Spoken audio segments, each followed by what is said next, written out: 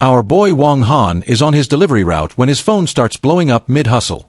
He answers and some random girl immediately hits him with the, "I'm pregnant with your child" line. Wong Han ain't falling for that old scam, hanging up on her like she's wasting his time. Shaking off the weirdness, my man gets right back to his grind, weaving through traffic. He pulls up to the delivery center just as his coworkers are deep in some juicy gossip. Wong Han, looking way too cool for this job, asks his chubby coworker what he's mumbling about. The chubby one starts spilling tea about some rich girl's wedding while our boy just ties his shoe. Gossip boy shows a pic of the crazy hot rich girl complaining she's marrying some ugly dude. Our boy glances at the phone and realizes he knows that face and his whole demeanor changes. Wong Han snatches the phone from his boy's hand, confirming his suspicions. Oh, it's her. Wong Han remembers her as some drunk girl who tried to hit on him while his boy keeps yapping. The realization hits him like a truck. That scam call was from her, and it wasn't a scam. We flash back to a month ago with a rich girl stumbling down a fancy-ass hotel hallway. She's feeling dizzy and immediately suspects her drink was spiked. Someone's clearly up to no good. The rich girl barely makes it to what she thinks is her room, 809, looking completely wasted. She finds the door unlocked and just walks in, because that's not a massive red flag at all. Meanwhile, in a different room, our boy Wong Han is chugging something, looking absolutely defeated. My man's complaining about his aura being too intense, which is why he's stuck delivering food. The drugged-up rich girl stumbles into his room by mistake and just face plants onto the bed. She wakes up all hot and bothered, asking our boy if he's there to help her. Oh, we know where this is going. Our boy Wong Han is completely mesmerized, thinking she's a goddess while he's blushing like a tomato. The rich girl gets right up in his face asking for help, and my man's brain just blue screens. And we get the classic fade to black scene because of course we do. We all know what happened next.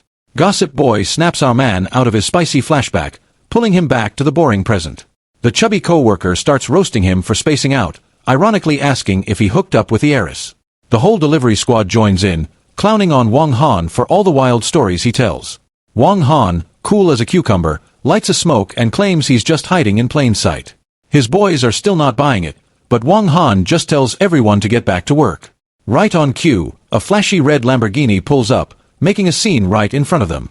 The entire delivery crew collectively loses their minds over the ridiculously expensive car.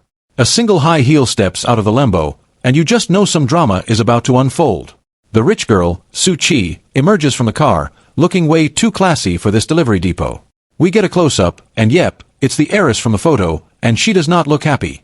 The entire delivery crew is down bad, with heart eyes popping out like cartoon characters. Gossip boy's brain finally starts working, connecting the woman in front of him to the photo. The whole squad collectively loses it, realizing the actual Su family heiress is right there. The heiress walks straight past everyone and calls out Wong Han for ignoring her calls. His co-workers are absolutely floored that their boy is getting called out by a billionaire. Wong Han plays it cool, pretending he didn't see any calls like a true professional dumbass. She drops the "I'm pregnant with your baby" line again, right in front of his entire crew. The whole delivery squad is absolutely bugging out, while Wong Han just looks done with this entire situation. Our boy, still in denial, asks the heiress if she's sure, clearly hoping this is all a huge mistake.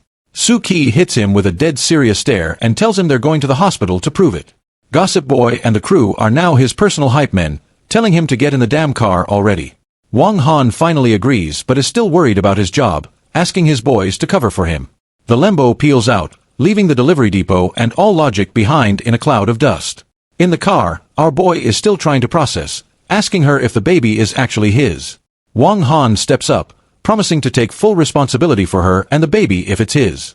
The heiress just gives him this unimpressed side eye, like she's not buying his broke-ass hero act. And then she just roasts him, asking how he'll pay for anything with his delivery boy salary. Wong Han leans back, acting like his delivery boy salary can actually support a billionaire's lifestyle. She drops the "I'm from the Su family" bomb, but our boy just calls her family status dumb crap. The heiress is done talking and decides to let her high heel on the gas pedal speak for her. She absolutely floors it, giving Wong Han a taste of that rich girl road rage he wasn't ready for. Our boy is freaking out, accusing her of trying to kill him while she just ignores his broke ass. They finally pull up to the hospital, and she tells him to get out like he's trash. Su Ki steps out looking like a final boss while Wong Han is still recovering from the whiplash. She warns him that her family will literally erase him if they find out he knocked her up. Wong Han, with zero survival instinct, puffs out his chest and screams about taking responsibility anyway. The heiress, completely unimpressed by his shouting, just tells him to shut up and get inside. Some random old dude in a hospital gown tells them to wait, adding to the weird-ass vibe.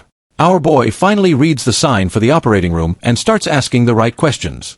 The heiress just gives him a cold look over her shoulder, telling him she's going in. The realization finally hits our boy's single brain cell.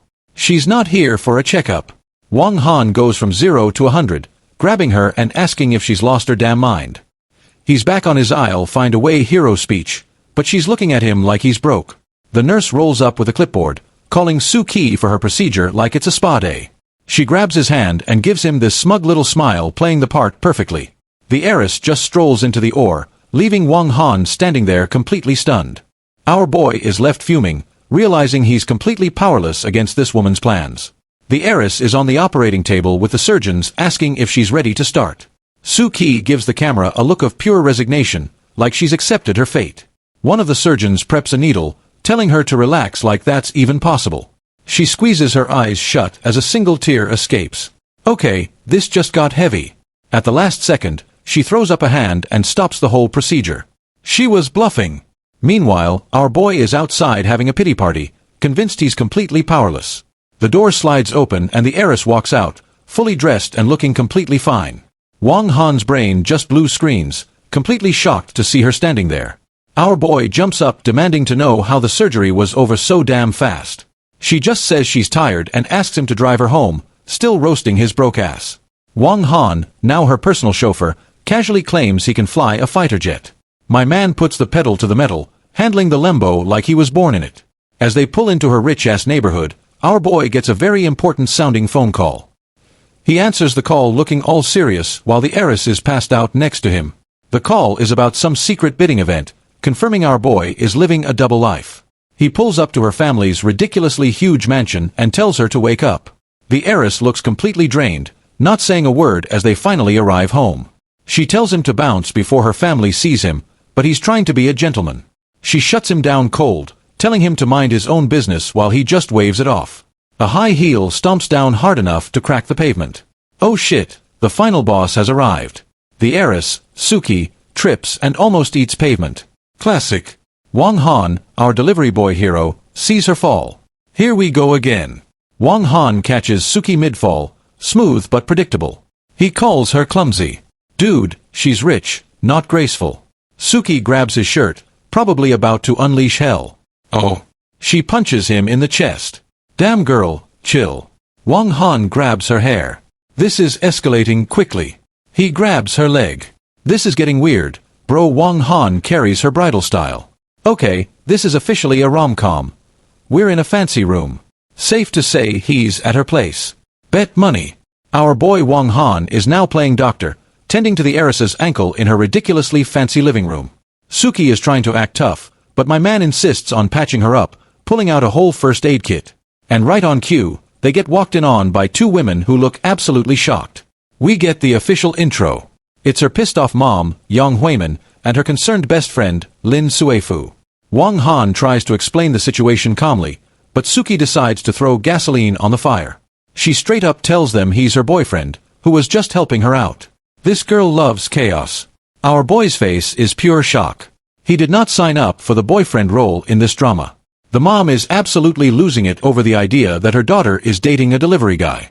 Mama Su demands an explanation from her daughter, clearly not buying this sudden romance.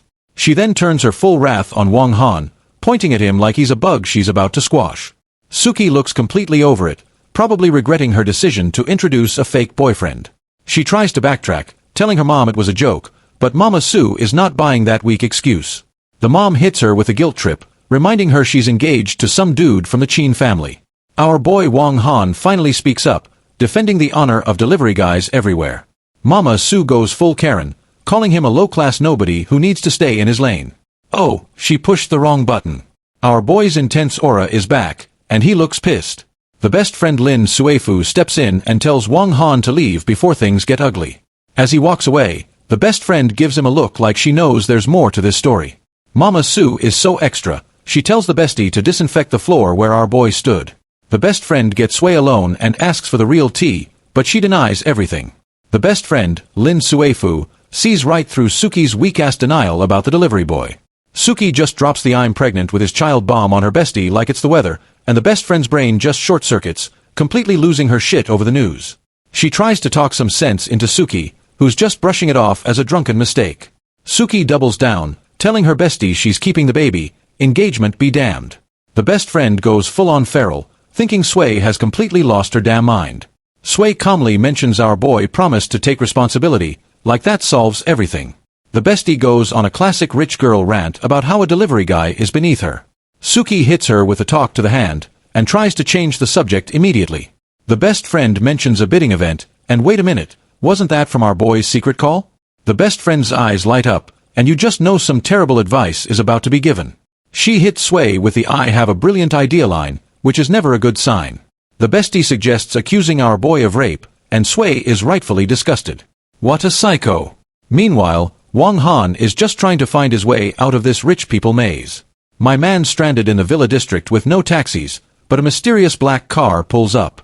The car stops right in front of him, because of course his ride just magically appears.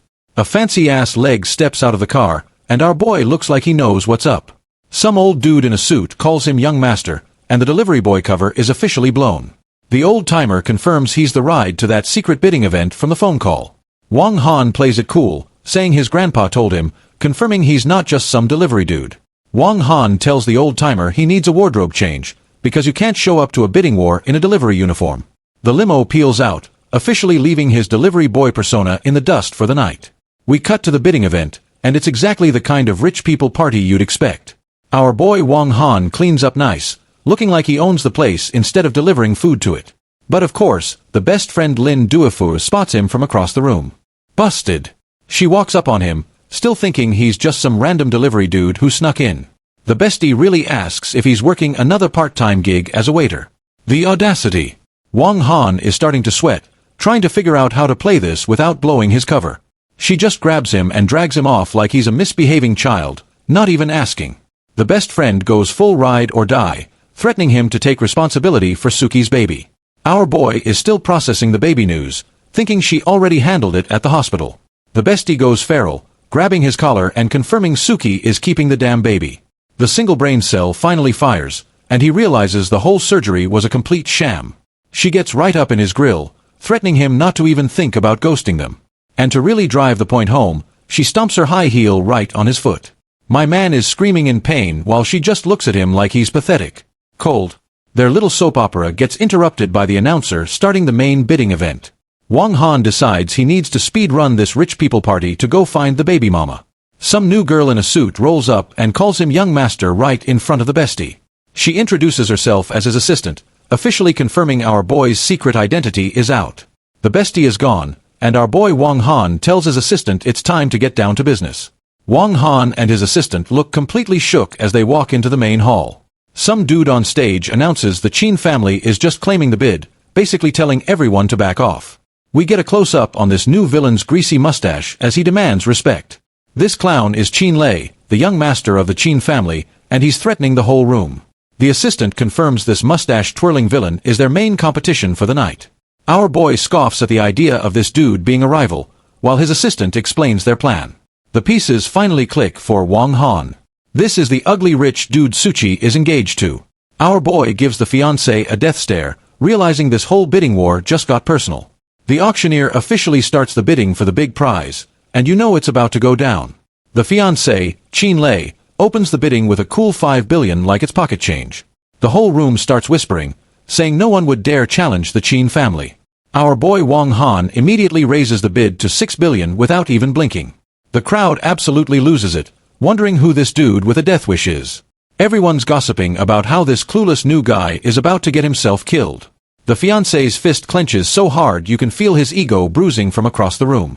Mustache Man starts screaming, asking who the hell is trying to start trouble with him. Wang Han just gives him a calm smile, explaining how auctions work to this clown. The fiancé doubles down, trying to intimidate him by saying the Qin family wants this. Our boy hits him with the ultimate power move, asking what that has to do with him. The whole room is bugging out, wondering who this new guy with a death wish is. Mustache Man gets all red-faced and UPS the bid, clearly not used to being challenged. Our boy Wang Han just casually raises it again, looking bored while doing it. The fiancé and his crew roll up on Wang Han, trying to pull the "we own this city" card. This clown gets right in our boy's face, screaming about how they always get what they want. Mustache Man throws out another bid and a death threat, thinking that'll scare him off. Wang Han just laughs, completely unbothered by the little man's temper tantrum. Our boy hits him with a 1 billion bid, and you can just feel the ego shatter. The fiancé finally snaps and throws a punch, screaming about feeding him to dogs. Wang Han catches the punch like it's a slow-pitched softball, not even breaking a sweat. Our boy Wang Han goes airborne and kicks Mustache Man right in the jaw, asking if he's all alone. The fiancé's whole crew comes flying in to jump him, but our boy looks completely unbothered. Wang Han starts using the furniture as weapons, yeeting a chair into some goon's face. We get the close-up on our boy's face and yeah, he's officially done playing games. My man turns into a human blender, taking out the entire squad with a flurry of kicks. Mustache Man is absolutely bugging out, shocked that some random dude actually hit him. Wang Han hits him with a smug-ass look, confirming he's exactly the one doing the hitting. Our boy launches himself for the final blow, about to send this clown into next week, and we get the massive impact sound effect because of course this dude got rocked. Wang Han has Mustache Man in a chokehold with his legs, completely and utterly owning him. Our boy Wang Han, fresh off the beatdown, asks the room if anyone else wants to bid. The auctioneer is absolutely terrified, confirming that no one else wants to get folded. Wang Han tells his assistant to handle the boring money stuff because he's got a baby mama to find. We cut to some other rich people drama, with a new old dude and a girl in a white dress. The girl, who is actually the bestie Lin Suefu, complains to her grandpa about missing the auction. Grandpa tells her to watch her mouth because they're waiting for a mysterious big shot. The bestie scoffs, wondering who could possibly make her powerful grandpa act so damn cautious. A butler rolls in to report that the Qin family got outbid and lost the auction. The bestie is completely floored, wondering who had the balls to snatch a win from the Qin family. Grandpa drops the bomb that the guy who won is the exact person they're waiting for. The bestie tells her grandpa she's got a dip to make a call, clearly trying to escape the awkward waiting. She's speed walking down the hall, realizing the Qin family's L means Suchi's engagement is probably off. And of course, she's so busy with her phone she walks right into our boy Wang Han. Classic. She immediately starts flaming him, still convinced he's just some delivery dude who keeps showing up everywhere. The bestie just walks past him to make her call, while our boy looks like he's connecting the dots. Wang Han enters the room and the grandpa greets him as young master, officially starting the big shot meeting. Our boy confirms the auction is handled, and then casually asks about the girl he just ran into. Smooth. Grandpa goes full wingman trying to set him up with his unmarried granddaughter, but Wang Han ain't interested. The old man starts dropping lore about Suchi's family and the now busted marriage alliance with the Qin family. Our boy gets real serious, asking about Suchi's personal life like he's running a background check. The grandpa keeps dropping intel, confirming Suchi is a stubborn good girl who's never dated. Our boy gets this smug-ass grin, realizing he's the first and only just as his phone starts ringing. And speak of the devil, it's the baby mama herself, Suchi, calling him right on cue. He answers and she wants to meet, so my man immediately agrees to pull up on her. Wang Han dips out while the grandpa is still trying to set him up with a bestie. Bro, read the room. We cut to Suchi looking all pensive on a park bench, probably overthinking this whole situation. A close-up shows she's definitely got a lot on her mind. The baby daddy drama is real. Our boy rolls up on a sick-ass motorcycle, ditching the limo for a more dramatic entrance. He stands over her like the main character he is, ready to drop some life-changing news. Wang Han puts his arm around her and just casually proposes, promising to take care of everything. The heiress hits him with a reality check, asking if his broke ass can actually afford a family. Our boy, in full rich guy mode, acts like money is just a concept for poor people. She points to her watch, basically asking him to price check his own financial doom. My man flexes hard, naming her watch down to the damn screws without even looking. Suchi is shook but still roasts him about his delivery salary. Old habits die hard. Wang Han goes full sugar daddy, talking about having kids while she tells him to chill with the bragging. And of course, the moment gets interrupted by her phone ringing. Classic drama timing. It's Mama Su telling her to get home because some new Qin family dude is there for the wedding talk. Suchi looks completely defeated and asks for a ride home, and our boy is all too happy to oblige. He tells her to hop on the bike, ready to continue his mysterious bad boy act. Our boy Wang Han is absolutely flying down the street on his bike with the baby mama holding on. The heiress is totally digging the bad boy vibe, leaning on him with a smile. They ride off into the sunset, or at least back to her ridiculously huge mansion. My man escorts her right up to the front door like he's been doing this his whole life. Suchi announces she's home, with our boy standing right behind her looking like her new boyfriend. Mama Sue is already waiting with some new dude, looking pissed that her daughter is late. The heiress tries to play it off like she was just on a walk, which is a bold-faced lie. Mama Sue immediately calls her out for bringing a man home, reminding her she's still engaged. The new guy on the couch gives a friendly wave, confirming he's the replacement fiancé. And we get the official intro. This is Chin Hao, the second son, so they swapped out Mustache Man. Mama Sue tells the new fiancé the wedding deal is on hold since his family lost the bid.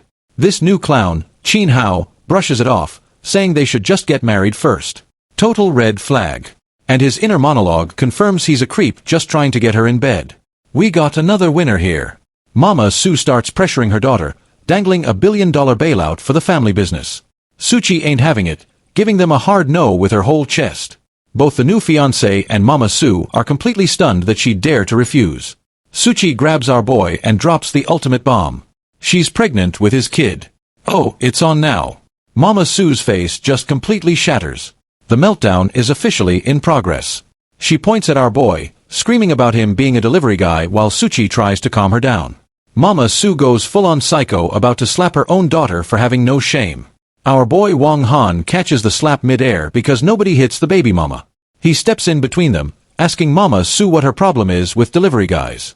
My man calls her out for trying to sell her daughter, asking who really has no shame. Mama Sue goes absolutely feral, screaming at him to let her go like he's a bug. The replacement fiancé, Chin Hao, finally pipes up, calling the heiress a slut. This new clown starts threatening to kill her for embarrassing him. Bro, you just got here. The fiancé throws a punch at Suchi, but our boy smacks him down like a fly. Wang Han sends the clown flying across the room with a single backhand. Our boy pulls the baby mama close, claiming his woman and his kid. Damn, that was smooth. The fiancé is on the floor, throwing a tantrum and threatening them both. Pathetic. The replacement fiancé, Chin Hao, grabs a heavy-ass ashtray because his fists clearly weren't working. This clown charges in screaming he's gonna kill our boy, who looks completely unimpressed. My man tells the baby mama to stand back, and she's clearly digging the protector act. The clown swings for the fences, trying to take our boy's head off with that ashtray. Wang Han dodges like it's nothing and just folds the dude with a single punch. Our boy stands over the clown, dropping the classic "you dare touch my woman" line. He gets on top of the replacement fiancé, ready to teach him a very painful lesson. My man just starts wailing on him, and the clown is screaming his head off. The replacement fiancé is getting his face rearranged and is now crying for help. Pathetic. The baby mama finally steps in and tells our boy to stop before he actually kills him. And just when you think it can't get any crazier, the final boss grandpa rolls in with his crew. The heiress recognizes her grandpa, while our boy Wang Han just stands there like he owns the place. The whole squad walks in on the replacement fiancé, knocked out cold on the floor. Talk about awkward timing. Grandpa Sue hits them with the "I heard everything" line, and you know shit's about to get real. The old man points his cane at our boy, demanding to know if she's really pregnant by a delivery guy. Sue Ki with zero hesitation just confirms it. Damn, she's really committing to this. The whole family starts bugging out, screaming about aborting the baby to save their asses. Some new Chin family goon says even if she does, she's still trash to them. Classy.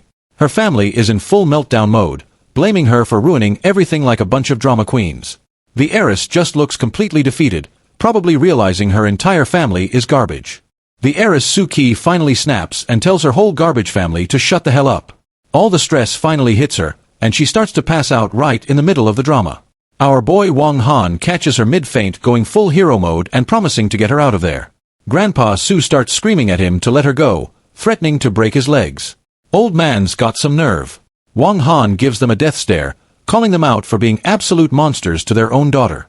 He just scoops her up bridal style and starts walking out, completely ignoring her family's meltdown. The family goons try to stop him, so my man just stomps the ground and sends them flying. Our boy gives the room a final challenge, asking if anyone else wants to get wrecked. The entire family is completely shook, finally realizing they can't do shit to stop him. He just walks out the front door with her, leaving her trash family to stare in disbelief. Our boy takes the baby mama back to his delivery guy apartment, which looks surprisingly decent. He gently lays the passed-out heiress on his couch, trying to be a gentleman for once. As he sets her down, Her phone slips out of her purse. You know something's about to be revealed. My man picks up the phone, probably about to snoop through her DMs or something. He realizes it's her birthday, and her whole family just treated her like absolute garbage. Damn. Wang Han goes full protector mode, vowing to flex on everyone because she's his woman now. 20 minutes later, the heiress finally starts waking up from her drama-induced nap. She sits up, looking around all confused, like she just woke up from a 3-day bender. Our boy rolls in wearing an apron, offering her food like he's a damn 5-star chef. My man cooked a whole-ass banquet for her birthday. The delivery boy act is officially dead. My man is flexing his 5-star cooking skills, saying even a princess would beg for a bite. The heiress tells him to shut up with the bragging, but you can tell she's totally impressed. She lays down a weird rule about not saying the word die, and our boy is completely lost. And then he pulls out a whole-ass birthday cake from thin air. This dude's full of surprises. He hits her with a happy birthday and a wink, going for the full-on charm offensive. The heiress is completely shook, asking how he knew. My man definitely went through her phone. He's just soaking it in, asking if she's impressed while she's having a full-on emotional crisis. We get the close-up on the single tear. Yep, he got her right in the feels. Our boy offers his shoulder to cry on, flexing that even supermodels don't get this privilege. And she just laughs, looking genuinely happy for once. Okay, that was actually pretty smooth. The heiress offers our boy a bite, looking way too comfortable in his apartment. She admits he's cooking his fire, and my man just hits her with a smug. Of course, they're doing the whole birthday wish thing, and it's getting dangerously domestic in here. Our boy gets down to business, asking her what the plan is with that smug-ass grin. The heiress calls him out, asking if he's really gonna step up like he promised. He challenges her to marry a delivery guy, and she just agrees on the spot. These two are insane. The baby mama is all in, looking like she's ready to burn her old life to the ground. Our boy looks like this was his master plan all along. This dude is playing 4D chess. And of course, his secret life phone starts blowing up, ruining the moment. He steps away to take the call, and you just know it's more rich people business. Our boy is on the phone with his subordinate, asking for the latest drama in his secret life. His boy warns him some assassin named Hydra is in town specifically to put him in the ground. Wang Han, cool as ever, just lights a smoke and says he'll deal with it tomorrow. We cut to the heiress, Suki, getting a birthday call from her bestie while eating cake. The bestie is pissed our boy wished her a happy birthday first, still roasting him for being a delivery guy. Suki just keeps eating her cake, completely ignoring her friend's incoming meltdown. She drops the "we're getting married tomorrow" bomb, and the bestie's brain just short-circuits again. The best friend is in full-on panic mode, trying to figure out how to save her from this disaster. The heiress says she'll beg the big shot who won the auction for help, not knowing it's him. Meanwhile, our boy gets word that some eldest princess is asking about him. This dude's got problems.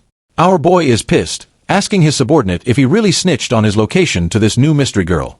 His boy is bugging out, saying this princess would have literally castrated him if he didn't talk. Wang Han is so stressed he crushes his damn lighter. Yeah, this new girl is definitely bad news. He's screaming at his boy for selling him out after all their brothers from other mothers talk. The subordinate tries to play matchmaker before faking a bad signal and dipping. What a coward. Our boy is left alone realizing he's got yet another woman-related disaster on his hands. His phone starts buzzing again, and my man looks like he's expecting another crisis. It's a text from the bestie, Lin Zufu, formally introducing herself to the big shot auction winner. She's trying to set up a business deal and offers to do anything he asks. She has no idea. Wang Han gets a smug-ass look, realizing the baby mama's best friend is trying to simp for him. The bestie's grandpa calls to apologize for her snooping, but our boy already knows what's up. My man orders a sniper rifle for that assassin and gives the baby mama a whole business district. The heiress is just chilling in his apartment, looking way too comfortable for someone who just disowned her family. She gets a text from the big shot she's been simping for, not knowing it's the dude in the next room. The heiress is absolutely beaming, thinking her luck has finally turned around. Oh, you have no idea, girl. Our boy asks what's up, and she hits him with a "you wouldn't understand" line. The irony is killing me. He starts roasting her for reading books, trying to keep his delivery boy cover intact for some reason. My man leans in with the ultimate "you don't know me" line, and the riz is undeniable. She's completely flustered, thinking he's about to collect on that marriage promise tonight. But he hits her with a gentleman act, offering her the bed while he takes the couch. Smooth move. Our boy hits her with some unsolicited pregnancy advice before leaving her blushing in the bedroom. The heiress is down bad, admitting to herself she was actually hoping he'd make a move. We jump to the next morning, because it's time to get these two legally bound. My man starts his day with some casual one-handed handstand push-ups, because of course he does. The heiress walks out and roasts his workout, asking if he's practicing some kind of frog jutsu. He drops some badass martial arts name on her, but she's clearly not buying the delivery boy's secret skills. She calls him out, asking why a delivery guy needs to know a genuine killing technique. He hits her with a wholesome backstory about protecting his family, and she's totally eating it up. The heiress is now playing house, making him breakfast and calling him thoughtful. My man tells her they're going to his place after breakfast, and you know it ain't this apartment. The heiress says they need her papers to get married, while our boy keeps up the poor delivery guy act. She calls his bluff, asking if he's backing out, and he just smirks like the smug bastard he is. My man asks about meeting the parents, but she's playing the long game. Baby first, family drama later. She admits her family would never approve, so she's going to trap them with a grand kid. Savage. He asks if he's marrying into her family, and she checks him out before dropping the bad news. The heiress roasts him one last time, saying his family background is a little weak. Our boy hits her with the "am I not good enough" line before telling her to get on the bike. She hops on, and my man tells her to hold on tight before they speed off to make it official. They peel out of the Civil Affairs Bureau, leaving all common sense in the dust. And of course, some new goons are watching, with the chubby one calling her a bitch for sleeping with a delivery guy.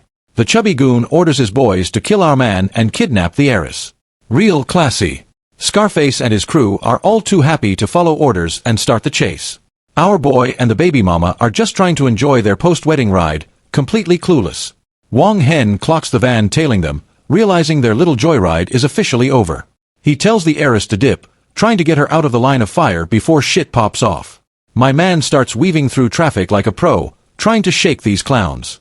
He drops her off at a safe house, which is definitely not his delivery boy apartment. Our boy gives her one last look before peeling out to handle his new fan club. He confirms the van is still on his ass, officially luring them into a trap. Wang Hen floors it, ready to lead these goons on a merry chase right into an ass-whooping. Our boy pulls up to the safe house, which looks more like a damn mansion than a hideout. My man does a power slide so hard he cracks the damn pavement. A little extra, don't you think? We get a close-up on his shoes, because I guess his footwear is important to the plot now. He looks up and spots someone on the balcony, probably thinking it's his backup. Nope, it's Scarface from the van. The goons beat him here and it's an ambush. Our boy isn't even surprised, just annoyed he has to clean house before his real fight. He just walks right into the trap house like he's paying rent. This dude has zero fear. And look what's waiting for him. The sniper rifle he ordered to deal with that Hydra assassin. My man picks up his new toy, giving props to his boy for the quick delivery. He's checking out the scope, but hold up, is that a bra on the bed? My man's priorities are a mess. And of course the bestie, Lin Suefu, walks out in a towel and starts screaming. She's still roasting him for being a delivery guy, asking what he's doing in her family's villa. Our boy spots a sniper's laser on her forehead and immediately tells her to get down. He tackles her onto the bed just as a bullet shatters the window behind them. She's still trying to fight him off, completely clueless that he just saved her life. My man pins her down, telling her to shut up before she gets them both killed. He gets up all business while she's still trying to process the near-death experience. Our boy gets on the scope, calling out that Hydra assassin like he's been waiting for this. He opens fire like a damn professional and the delivery boy act is officially dead. My man literally shoots the other sniper's bullet out of the air. Okay, John Wick. The other sniper returns fire, shattering the window right where our boy's head used to be. And we see Hydra, the so-called legendary assassin, folded on the ground looking absolutely shocked. Our boy acts like it was nothing while the bestie is having a full-blown meltdown in her towel. But hold up, Wang Han's face goes from smug to oh shit real quick. A second bullet comes flying in, confirming this party has more than one uninvited guest. He screams at the bestie to get down, tackling her for the second time in 5 minutes. My man uses his own back as a shield while the bestie old dude is completely floored he got outplayed. The second shooter starts spraying and praying from the rooftop, clearly pissed he just got his gear wrecked. Wang Han tackles the bestie again while she screams about him being a pervert. Girl, read the damn room. My man literally catches the bullet casing midair like some kind of action hero. He drops some lore about the bullet belonging to a whole-ass assassin organization called Abyss. Our boy asks the bestie who she pissed off, and she's just as clueless as ever. Wang Han starts sweating, realizing he only brought 2 bullets to a 3-assassin party. The bestie finally remembers she told some Eastern European boss to kick rocks. Oh, so it's her fault. Our boy shoves the bestie's head down, screaming at her to be careful while she's still in a towel. They're just chilling on the floor together, surrounded by broken glass while she's still processing. My man picks up a shard of glass talking about using his special move. Bro, this ain't an anime. He makes a full-on dash for the window, ready to take on a sniper with a piece of trash. Our boy yeets the glass shard with the force of a damn bullet. The delivery boy act is so dead, the old man sniper gets a face full of glass and is absolutely bugging out. He just got styled on. And just like that, both snipers are down for the count. My man just cleared a rooftop with pocket change. Our boy stands up and tells her it's safe, dusting off his hands like he just took out the garbage. The bestie finally realizes a delivery guy can't do that, but he hits her with a mind your business. She threatens to snitch to the baby mama, but our boy just shushes her like she's a damn child. Our boy tells the bestie to shut up, realizing the party ain't over yet. The bestie is bugging out, finally understanding she's in a full-on action movie. She's clinging to him for dear life while he plays the cool hero, ready to investigate. The Van Goons finally make it inside, still confused about the delivery guy being here. Scarface and his crew decide our boy must be a common thief, not the brightest bunch. My man just strolls down the stairs and gives them a casual wave like they're old friends. He hits them with a smug-ass grin, asking if they're here for him. The balls on this guy. Scarface starts running his mouth about the replacement fiancé and threatens to break his legs. Our boy's just trolling them now, asking what their brilliant plan is. The goons finally charge, ready to get folded for messing with the wrong delivery guy. Our boy immediately starts cleaning house, kicking some goon right in the face. Scarface gets a face full of foot, and you can tell his ego is taking a major hit. My man has already folded half the crew and Scarface is the last clown standing. Scarface is having a full-on crisis, wondering when delivery guys started training with ninjas. This clown's pride is so hurt he charges in, refusing to lose to a delivery guy. Our boy just casually leaps over him like this is some kind of video game. He stomps the sword right out of his hand, officially ending this dude's whole career. The bestie finally comes downstairs, just in time to see the aftermath of the beatdown. She starts screaming her head off, completely forgetting she just survived a sniper attack. Scarface gets back up, telling her to shut it, while our boy just watches, completely unimpressed. Scarface grabs the bestie, pulling the classic "I'll use the girl as a shield" move. He puts a sword to her throat, but the bestie is still trying to threaten him with her grandpa. Our boy Wong Han just calls his bluff, telling him to go ahead and do it. Ice cold. My man keeps walking forward, taunting the goon who is now visibly panicking. Wong Han hits him with the "you don't have the balls" stare, and he's not wrong. Scarface is completely losing his shit, screaming at him to stop. Yeah, he's bluffing. Something flies past them and cracks the wall. My man is using telekinesis now? Nope. Our boy just teleported in front of him and stopped the blade with 2 fingers. Scarface is having a full-on meltdown, realizing he's completely powerless against this dude. Wong Han just stares him down, asking again why he hasn't done it yet. Absolute menace. Scarface is stuttering his ass off, finally realizing he picked a fight with the main character. Our boy just shatters the damn sword with his bare fingers. The delivery boy act is officially buried. The goon and the bestie are both completely bugging out, wondering what kind of anime shit this is. My man lifts him by the throat, calling him worthless trash while the bestie just watches the show. This clown tries to name drop his gang, the Black Dragon Society, like that's supposed to be a threat. Wong Han hits him with the "and so what" before smacking him into next Tuesday. Absolutely savage. And just like that, the last goon is folded on the floor, leaving our boy standing victorious. The goon tries to guilt trip him about the path of crime. Bro, you literally just kidnapped a girl. Our boy is not having any of that weak-ass excuse and just stomps the dude's face in. Scarface is screaming his head off as he gets a free dental rearrangement. That's a wrap, folks. Scarface is on the floor, pulling the "I have an old mom" card to stop the beat down. Pathetic. Our boy gives him 3 seconds before Scarface snitches that the replacement fiancé is after the baby mama. Wong Han is officially pissed, realizing his new wife is in danger. He kicks the goon for not leading with that info. Bro, you gave him 3 seconds. And right on cue, the cops show up to ruin the party. The bestie is now fully dressed, by the way. Our boy tells the bestie to handle the cops and dips out to go save his wife. The cops roll in, trying to calm down the bestie who looks like she's seen it all before. One of the cops flashes his badge, asking for the story. Time for some creative storytelling. The bestie spins a yarn about a home invasion while she was showering. A classic, believable lie. The cops haul away the goons while the bestie watches, having successfully covered our boy's ass. The cops find the two snipers our boy just folded, realizing they ain't your average street thugs. Meanwhile, the replacement fiancé admits he drugged the baby mama before. Bro, this is a whole new level of psycho. The baby mama is trying to get this clown out of her room, but he's still pissed about our boy. And this psycho just lunges at her, officially choosing the go to jail forever speed run. Then he pins her to the bed, gloating that no one will come to save her, even mocking the stinking delivery guy for being unable to save himself. And his villain's speech is cut short by a shoe rearranging his face, because Wang Han has arrived, sending the creep flying with a perfectly timed kick. Wang Han stands over the creep, laying down the law about touching his woman, so of course the rich boy pulls out the classic "Do you know who my dad is" card, and our boy's response is basically "I do not care and he is gonna pay for you." This just prompts another charge with Chin Hao screaming about his rich dad's power, earning him a second kick for his troubles, this time straight to the gut.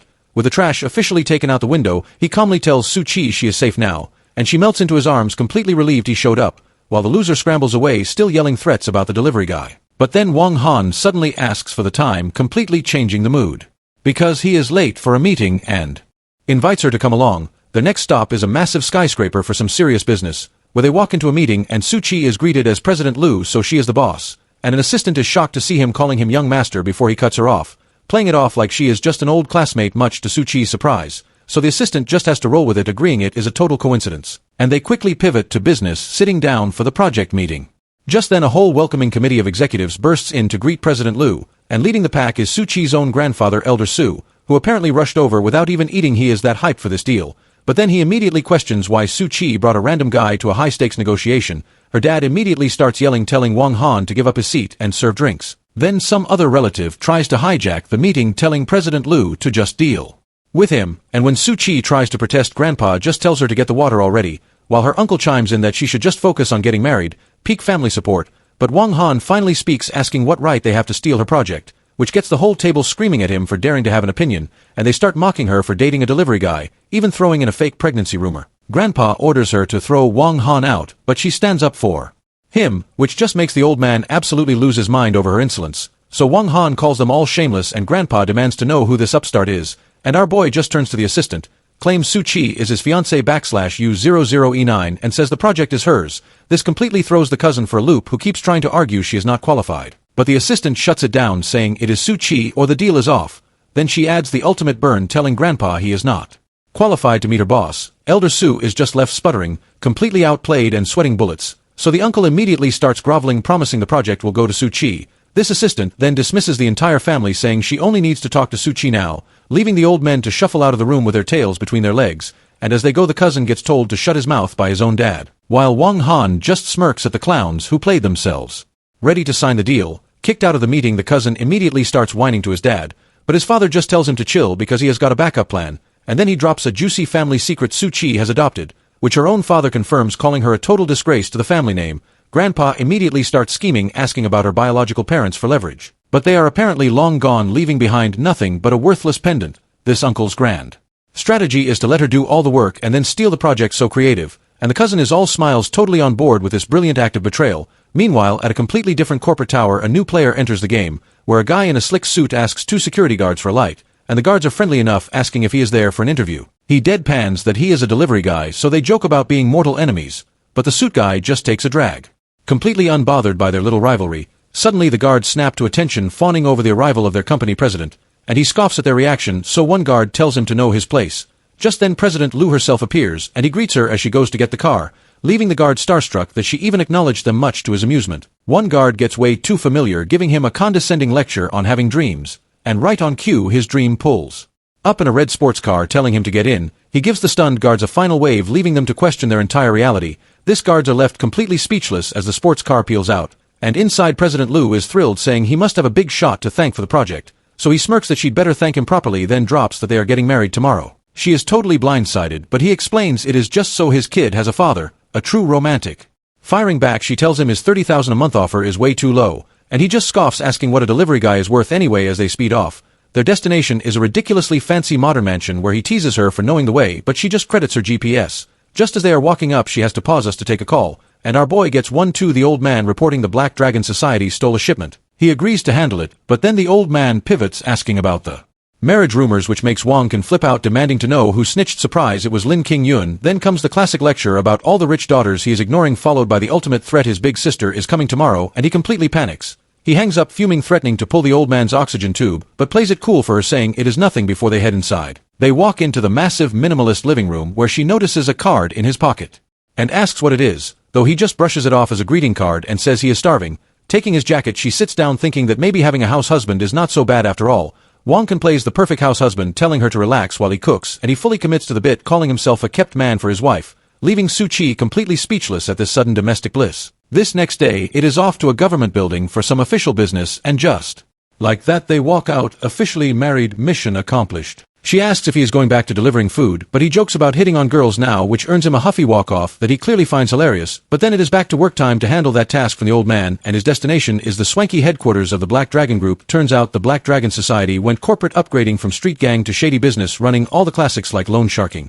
And he is here to crash the party. In the lobby, two goons at a desk ask him what he is here for, so our boy just coolly announces he is here to collect a debt. They think he is a customer until he clarifies the debt is from their boss Baldy Lou, which prompts the standard "you're tired of living" speech as they charge, and the first guy throws a punch that was absolutely doomed from the start. Wong Han blocks it without even looking, already lining up a counter kick which sends the goon flying through the air. One down, his buddy charges in next, completely failing to read the room, earning a beautiful kick straight to the jaw for his troubles with the lobby goons officially redecorated. Wong Han calmly asked to be taken to the boss Baldy Lou upstairs. Said boss is in the middle of some very important sleazy business, and his guest seems to be enjoying the flavor of his wine. Baldy Lou promises to fill her up later, a true gentleman of culture. But their quality time is interrupted by a tattooed goon bursting in, which makes the boss furious, yelling about who dares enter his territory. This poor guy is terrified, trying to explain who just showed up, but Wong Han makes his own entrance, eating another minion through the door, delivering the unconscious goon right to Baldy Lou's feet. This boss pulls a gun, absolutely losing his mind over this disrespect, so Wong Han just casually flicks a little something his way, which embeds itself in the desk, leaving the boss totally confused. Then he recognizes the black card, and the tough guy act instantly vanishes. His own man confirms it is from the 10 Elders Society, a group you do not mess with, and our boy just smirks, glad they are finally on the same page. Baldy Lou immediately drops to his knees as the goon names Wong Han the 9th Prince, and suddenly he is begging for orders, his whole demeanor flipped upside down, even gets the honor of lighting Wong Han's cigarette. What a promotion. Wong Han finally mentions the stolen shipment, and suddenly it is all just a big misunderstanding. Wong Han casually lectures him on the poor life choice of stealing from the 10 Elders, dropping a classic edgy line about how the black card executes even gods and ghosts, but Baldy Lou suddenly finds his spine, pulling the gun again, and blaming Wong Han for his own bad choices. In response, our boy just flicks his cigarette, but with impossible speed, which hits the gun with enough force to shatter it in the boss's hands, a real party trick. He then calmly states a simple fact: everyone who has ever pointed a gun at him is now dead, and with a single swipe he uses the card to end the conversation, permanently sending the now former boss collapsing to the floor. His lady friend screams murder, while the tattooed goon just stares, processing the sudden job opening. This tattooed underling cannot believe his boss was just taken out so easily, and the backup arriving in the hall is equally stunned by the news. This whole crew is here now, staring at their former leader. On the floor, Wong Han grabs the tattooed goon, offering a simple choice: become the new boss or join the old one. Unsurprisingly, the guy picks promotion and immediately pledges his loyalty, with the whole gang following suit. Satisfied with a hostile takeover, Wong Han just tells them to get his goods, and just like that, another successful corporate restructuring is complete. Meanwhile, some old dude with a head injury is marching toward the building, ignoring his subordinates' warnings about Wong Han.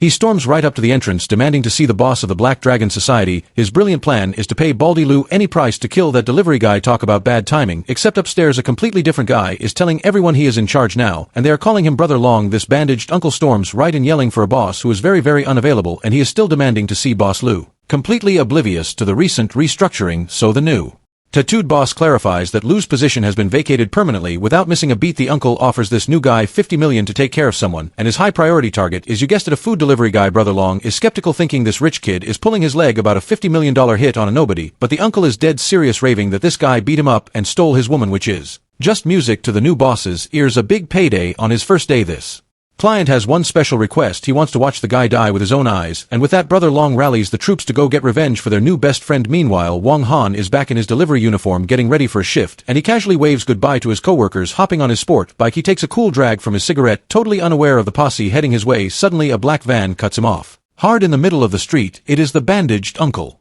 Leaning out with a pipe and a face full of misplaced confidence, Wang Han just stops his bike looking more annoyed than anything else. This uncle launches into a rage-fueled speech, vowing to make him kneel and cry, then charges forward swinging his lead pipe with everything he has got. In response, Wang Han just flicks his fingers, sending a little something to shut him up, and follows it with a knee to the gut, asking who is supposed to be kneeling now. Wang Han repeats the uncle's threat right back at him, and just like that the guy is forced to his knees on the pavement. This uncle, not one for self-preservation, starts screaming at his hired help to do their job, but our boy just casually lights a cigarette as the whole crew piles out of the van. This new boss, Brother Long, smirks, saying he is curious to see how tough a delivery guy can be, while his client demands they make Wang Han wish he were dead. A real charmer. Brother Long gets way too familiar, putting a hand on Wang Han's shoulder, which is a move with a notoriously short life expectancy around. Our boy Wang Han immediately asks who he is calling friend while twisting his arm into a pretzel, then scolds him for getting arrogant 5 minutes into his new management position. This new boss suddenly recognizes him, panicking and calling him the ninth prince, which leaves the bandaged uncle totally baffled by this sudden change in tone. So Brother Long, furious at being set up, delivers a swift kick to his now former client, sending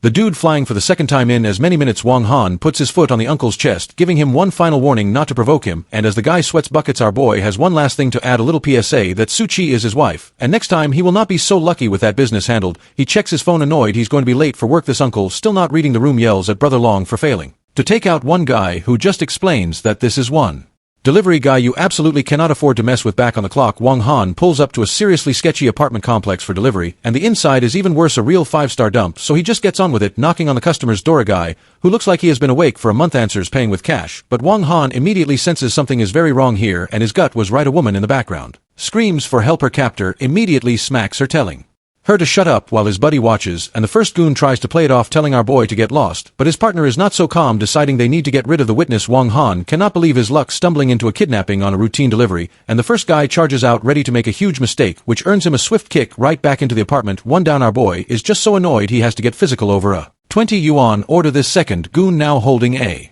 machete, realizes this is no ordinary delivery guy, so he charges forward, screaming about sending Wang Han to hell for being a busybody, only to have his attack stopped with one hand, getting roasted for his terrible form, followed by a quick arm twist and a punch straight to the face, which sends him flying as the captive now begs Wang Han to save her. Wang Han just casually kicks the door shut, ready to finish this up, looking completely unfazed. Just another Tuesday for the ninth prince. With the kidnappers handled, the captive girl begs Wang Han to save her, so he calmly unties her, asking if she is okay to walk, then drapes his jacket over her shoulders. A true professional, he has already called the police, and hands her a phone to call her family, and now it is time for some light housekeeping like tying up the trash. This two goons get a front row seat to a lecture on their poor career choices, after which the woman introduces herself as Zia Weining and thanks him profusely, but the name Wang Han makes her freeze up completely. She just silently hands him her phone, much to his confusion, and suddenly, he is on the line with a woman yelling about him getting married, secretly forcing him to stammer an explanation to his big sister that he is on his way, who promptly hangs up on him because family is just the best. At that moment, an old man with bodyguards bursts in yelling for Weining, and it is her dad, arriving to find his daughter safe next to a random guy and two tied-up goons. He rushes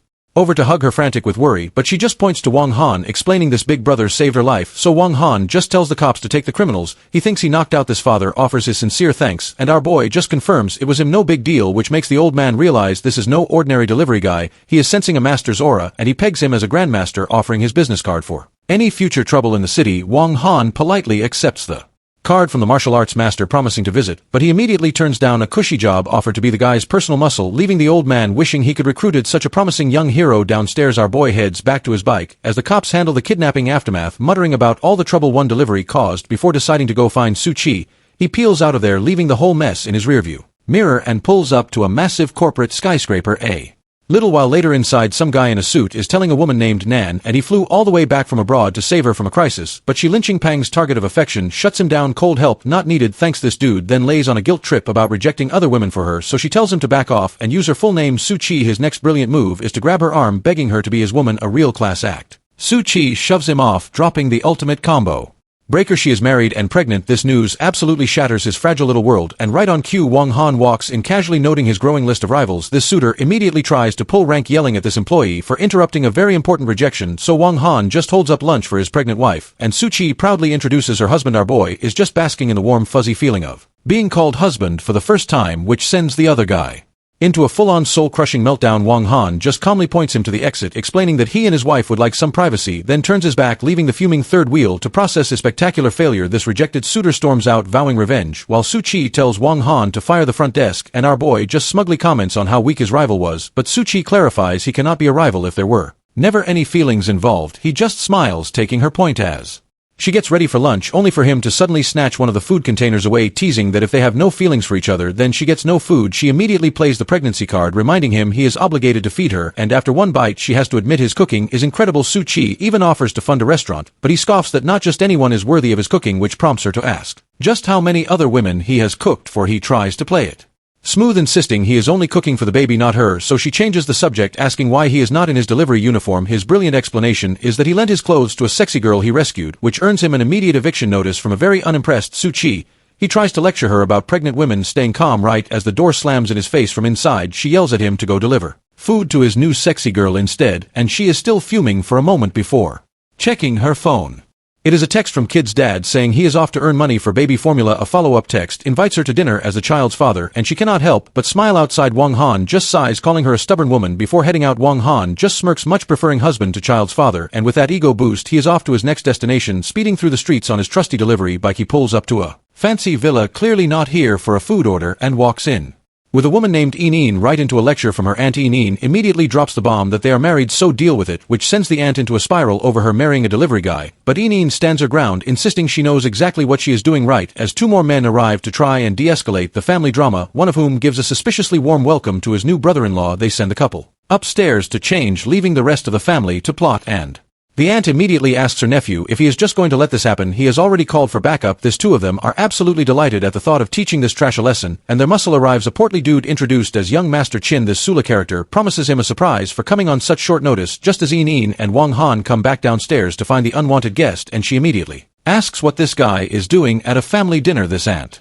just brushes her off, demanding she sit next to young Master Chin, but Eneen points out the very obvious problem. There is only one chair left. A man at the table clarifies that is because riffraff do not get to sit with the Su family. Wang Han just asks why he cannot sit, and the family tells him to know his place until the head of the table shuts them down. If you do not have a chair, squat. Eneen immediately offers her seat to Wang Han, ready to stand for him, which makes her dad slam the table, ordering her to sit with young Master Chin, but one cold hard stare from Wang Han has their honored guests sweating buckets, and suddenly young Master Chin is politely offering up his own chair. Problem solved. This aunt is absolutely scandalized that he'd give his seat to a peasant, but Chin insists, practically forcing Wang Han to sit down before he gets hurt. Our boy then drops a bomb, telling kid's mom to sit down because she is pregnant, and proceeds to serve her food, leaving the entire family speechless. Meanwhile, Sula pulls young Master Chin aside, promising a special surprise, while Wang Han and Eneen just try to enjoy their meal amidst the chaos. This big surprise, so the drug dinions whine so Chin could have her. What a great cousin. Young Master Chin is not thrilled, realizing this idiot is trying to get him killed, so he immediately screams a warning about the knockout drug in the wine. Eneen is stunned, and Chin wastes no time pointing the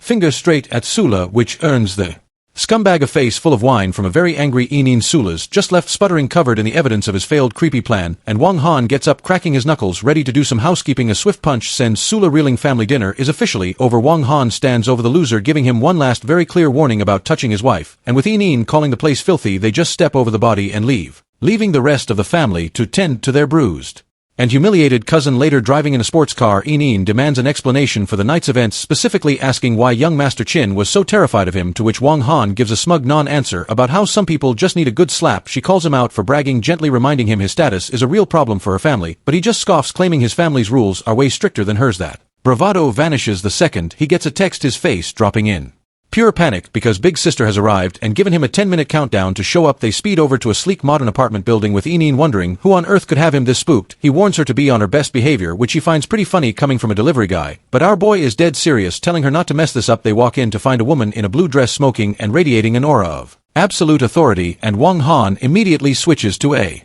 cheerful, doting little brother routine, but his sister Rao Rush Wang is clearly not impressed by the actor. First word to him is a single ice gold command. Kneel. To Eneen's absolute shock, the unstoppable master immediately hits the floor, and then big sister turns to her, inviting her to join the party. Wang Han tries to play the pregnancy card, insisting Eneen cannot kneel, but Eneen steps in herself, earning a very skeptical look from big sister. This sister gives a long, unimpressed stare, clearly not buying it for a second, and her response is to just kick Wang Han across the room for his bad habits. He is on the floor trying to plead his case, but she is not listening at all. She lays down the law. Family punishment comes before any explanations, but Eneen jumps in front of him, shielding him from any more discipline. She goes full mama bear, calling out the sister for being completely unreasonable. Big sister calmly lists the family virtues, asking which one Eneen thinks he broke. Then she drops the charges: secret marriage, premarital pregnancy, and marrying someone unworthy. Eneen is absolutely furious, demanding to know who exactly is worthy. Then so big sister just casually lists the 4 ultra-powerful fiancés, He already rejected. Wang Han tries to play peacemaker, reminding his sister again about the pregnancy, but Yin suddenly tells them both to drop the act. She thinks she has figured it out. This whole thing is just a childish play between them. She accuses Wang Han of faking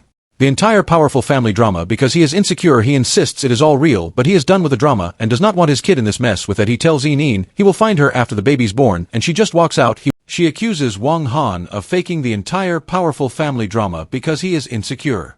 He insists it is all real, but he is done with the drama and does not want his kid in this mess. With that, he tells Yin he will find her after the baby is born, and she just walks out. He warns his sister not to chase after her, reminding her that Yin is carrying his child. His sister just scoffs, dismissing Yin before revealing she is here on a mission from the old man. His sister hands him a bead, revealing it as a token for yet another arranged marriage, and Wang Han is just staring at it like, "Hello, already married here." But one death glare later, he is promising to obey the old man's orders, no questions asked. Meanwhile, Yin has taken refuge at her friend Zufu's swanky villa, where Zufu gently suggests that maybe Wang Han was not faking his whole powerful family act. Yin scoffs, completely convinced he just hired an actress to play his big sister. But her friend brings up a solid point. You know the trope about secret tycoons disguised as delivery guys. This sudden defense of Wang Han makes Yin extremely suspicious, and she immediately accuses her friend of hiding something from her. This interrogation quickly devolves into a tickle fight because of course it does. Once they settle down, Yin asks for an update on contacting a certain big shot, and right on cue there is a knock at the bedroom door. In walks some guy in a suit, Lin Jingping, looking way too pleased with himself, who just happens to know the exact big shot they were talking about. He is talking about the billionaire who just dropped a fortune on the new district project, and he offers to personally introduce Yin to him. What a coincidence. Elsewhere, Wang Han is on a balcony fuming that Su Qi is ignoring his calls, but his mood shifts when he gets a new text message. He gets his hopes up for a second, thinking it is Su Qi, only to be immediately let down. It is just the girl he rescued, asking where to return his clothes, and he bluntly tells her to just throw them out. Wang Han is left holding the marriage bead, wondering how to find this new fiancé /U0, but his thoughts are shattered by a phone call. His subordinate Tai Tu is dead.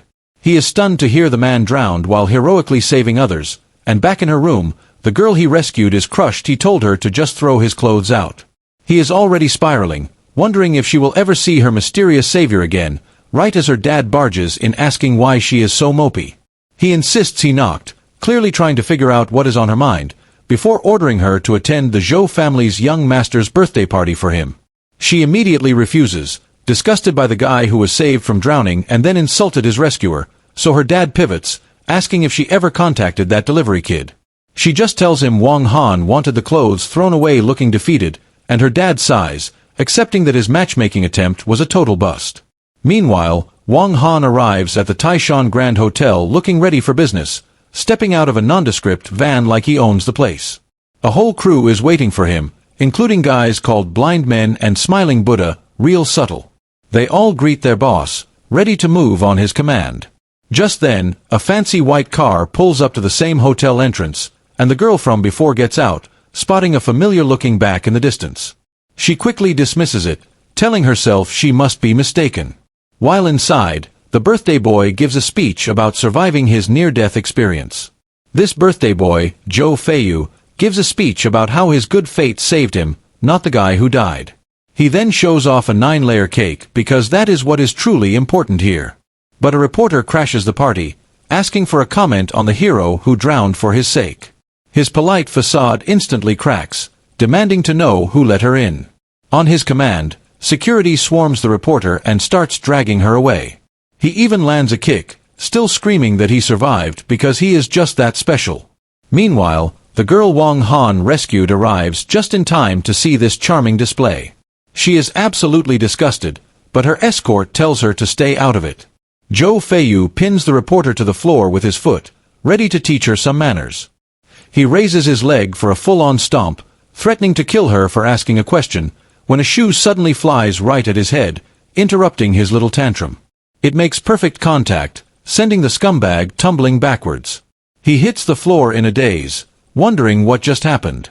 Wang Han and his crew are here, asking who exactly he planned on killing today. This rescued girl is thrilled, realizing her brother Wang has shown up. From the ground, Zhou Feiyu just orders his men to attack the newcomers. His goons pull out batons, ready to defend their boss's right to be a monster, but Smiling Buddha just tells the first guy to get lost with a single, effortless kick. One goon is already down for the count, completely neutralized, and another of Wang Han's crew takes down a second attacker with zero effort. One of Wang Han's guys drops a goon with a single brutal kick, while another sends a second goon flying with a clean right hook. This whole crew just stands there over the wreckage, not even breaking a sweat. Zhou Feiyu finally finds his voice demanding to know who these people are, so Wang Han calmly lights a smoke, explaining his subordinate Tai Tzu died saving people for nothing. And hearing this birthday boy call that sacrifice foolish really bothers him. But our villain just doubles down, screaming that his rich life is obviously more valuable. Then he calls in a whole new wave of goons to prove his point. Unfazed, Wang Han offers one chance, apologize at Tai Tzu's grave. Zhou Feiyu's response is predictable. He orders his men to kill them all. With a sigh, Wang Han picks up a chair, noting the offer has officially expired. He brings it down with some serious force, sending the birthday boy face first into his own 9-layer cake. Covered in frosting, Zhou Feiyu can only sputter in rage from the floor. As Wang Han looms over him, confirming that second chances are now off the table, a swift kick to the face follows, just for good measure. On the ground, the villain is still trying to process how some hick is doing this to him. Just then, two distinguished-looking gentlemen arrive on the scene, one named Zhou Xinghui. This birthday boy immediately starts crying for his dad to save him. Oh, this is getting good. Daddy Dearest just points at Wang Han, ordering his bodyguard to kill him. This rescued girl begs her bodyguard to save Wang Han, who is apparently in danger. So this Grandmaster bodyguard leaps in with a flaming fist, calling our boy an arrogant brat. But Wang Han just casually catches the punch like it is absolutely nothing, and the bodyguard is completely frozen, his ultimate move totally shut down. Smiling Buddha then steps into play, grabbing the guy's wrist with a grin. Unleashing a move called Immortal Caresses the Peak, which is just a fancy way of slamming the guy's head into the floor. Daddy Dearest is just stunned, wondering what happened to his top muscle, while the defeated bodyguard recognizes the technique, realizing they are up against the Gu family. Suddenly, the dads all smiles and apologies, trying to de-escalate with the friends from Hong Kong. But Wang Han is not having it, reminding him his son already blew his chance. So the dad pivots to bribery, offering a measly 1 million for the dead mechanic's life, which earns him a boot to the chest as Wang Han roars that his brother's life is not for sale. He grabs the old man by the collar, absolutely living at the disrespect. But incredibly, the dad just laughs it off, saying a mechanic's life is cheap. Wang Han threatens to bankrupt his entire family, and the dad basically dares him to do it. So his assistant makes one simple phone call, crash all Zhou family businesses now. This old man is still laughing, asking if they are filming a movie, the denial is real. And right on cue, a panicked employee bursts in with some very bad news. Turns out all their partners have belied and their factories are shut down by the South China Lei clan. And just then, some new big shot from the Lei clan shows up with a wink, making Daddy Dearest immediately switch to full-on bootlicker mode. And now he is on his knees, screaming at his son to apologize for the misunderstanding. But Wang Han puts a foot on his back, clarifying there is no misunderstanding at all. This old man desperately tries to name-drop his brother in the military headquarters, so our boy just smirks, telling blind men to make a call of his own. One quick check on the Zhou family's military connection is all it takes, and blind men gets right on it, looking bored as ever. Wang Han just tells them he is taking the kid, consequences be damned, while the birthday boy is dragged away, still screaming for his uncle to save him. This dad gets a call and smirks, thinking his powerful brother is on the line, except it is his brother screaming that they have messed with a military big shot. Now the uncle's getting stripped of his rank and the dad is just speechless. Next stop on this apology tour, the cemetery, they are at Tai Tzu's grave, ready to pay proper respects. And the birthday boy is ordered to get on his knees, still whining about his rights as Wang Han shoves him down. Our boy just orders him to kowtow and apologize properly, and a foot to the head ensures he bows with appropriate enthusiasm. With the apology delivered, the crew pours one out for their fallen brother. Meanwhile, a woman named Nan and visits a grave, paying respects to her grandma and a brother.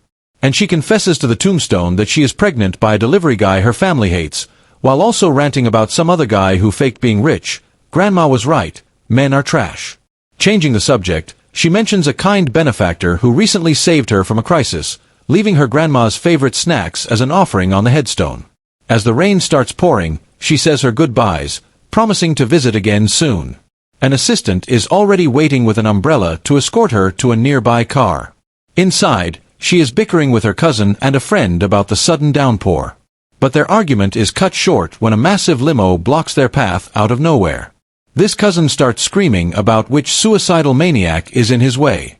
Just as a whole crew of men in black suits and umbrellas emerge from the luxury car, they are all there to respectfully greet their young master, who is Wang Han.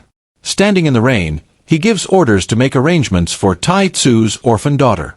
From the other car, Nanan's friend spots him, asking if that is the guy she knows. Nan is just stunned, wondering what on earth he is doing at a cemetery. Then she sees the big shot from the Lei clan, the guy from the hotel opening the car door for him. Her friend is absolutely losing it, asking who that VIP is, but Nan has no idea. This cousin, however, recognizes him immediately. It is the crown prince of the Lei clan. With their business done, Wang Han's entire motorcade pulls away, heading for Tai Tsu's house. Her friend is still reeling, telling Nan to call him because this is clearly not just some delivery guy. Nan flatly refuses to call him, saying it is impossible. So her cousin just blames the rain, changing the subject to a big shot she needs to meet. And he gives a seriously slimy smile, confirming it is all arranged. As they drive away, the plan is set to introduce her in 2 days. Meanwhile, Wang Han's crew arrives at a quiet apartment complex, confirming with the boss that this should be Tai Tsu's place. Wang Han approaches an old man sleeping on a bench, asking if this is the right house, but the grandpa has no idea who Iron Head is. Total confusion. Our boy clarifies, using his fallen brother's real name, Chen Qiang. That name rings a bell and the old man points them upstairs, asking if they are here for the inheritance, then mutters that his greedy relatives have already seized the apartment.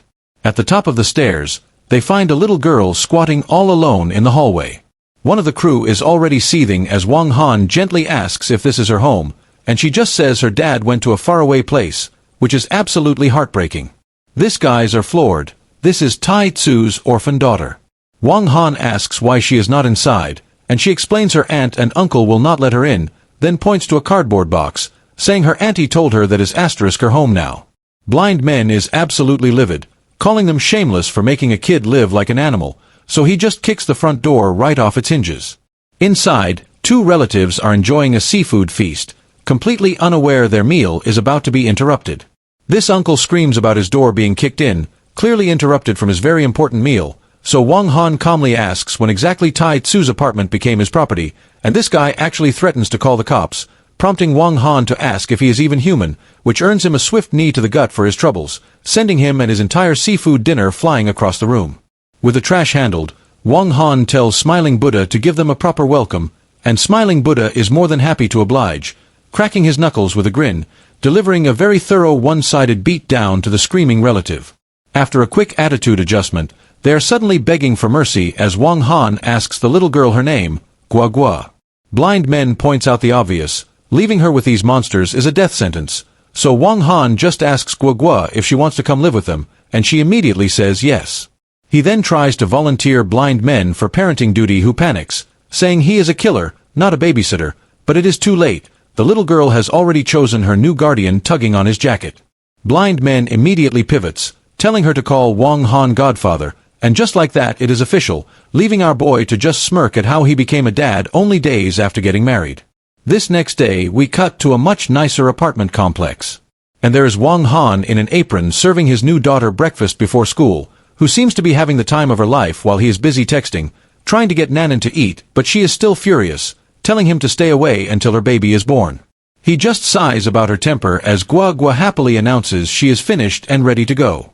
Wang Han plays the part, agreeing to take his new daughter to school, and of course it is some ridiculously fancy private academy, where he gives her the classic study hard pep talk all thanks to Uncle Lei. Then they head into the principal's office for the official welcome, meeting the principal and a certain teacher Zia, and Wang Han is completely stunned because he definitely knows that teacher. She is just as surprised, happily calling out to Brother Wang, then immediately asks if the little girl is his daughter. So he just rolls with it, patting her head like a proud papa. This principal, seeing they are old friends, conveniently delegates the tour to her. With Gua Gua in good hands, Wang Han says his goodbyes to go work, and the little girl waves him off, calling him godfather, while he promises to pick her up later with a smile. This teacher immediately starts prying, asking if he is her * real dad, but she is all sympathy after Gua Gua explains her real dad is in heaven. Outside, Wang Han sits on his bike, already complaining that being a dad is hard. Just then his phone rings. It is a woman asking if her bastard missed her, and he is instantly flustered, asking this eldest princess how she got his number. She orders him to get ready for her visit tomorrow, but he tries to shut it down, saying he is married, which means absolutely nothing to her since she already knows his wife's name. Wang Han is absolutely losing it. This princess investigated him and is coming tomorrow, and of course she hangs up on him before he can argue. This next morning he is back on dad duty, dropping Gua Gua off at school, deciding he should probably give his pregnant wife a heads up about the incoming chaos. He texts Nan Nan to ignore a woman with a ponytail, but she just assumes it is another hired actor, leaving him to sigh about how complicated women are before lighting up. Back on the bike, he is just another delivery guy worried about being late, and his next stop is some ridiculously opulent mansion. Our boy cannot help but be a little impressed by the sheer scale of the place.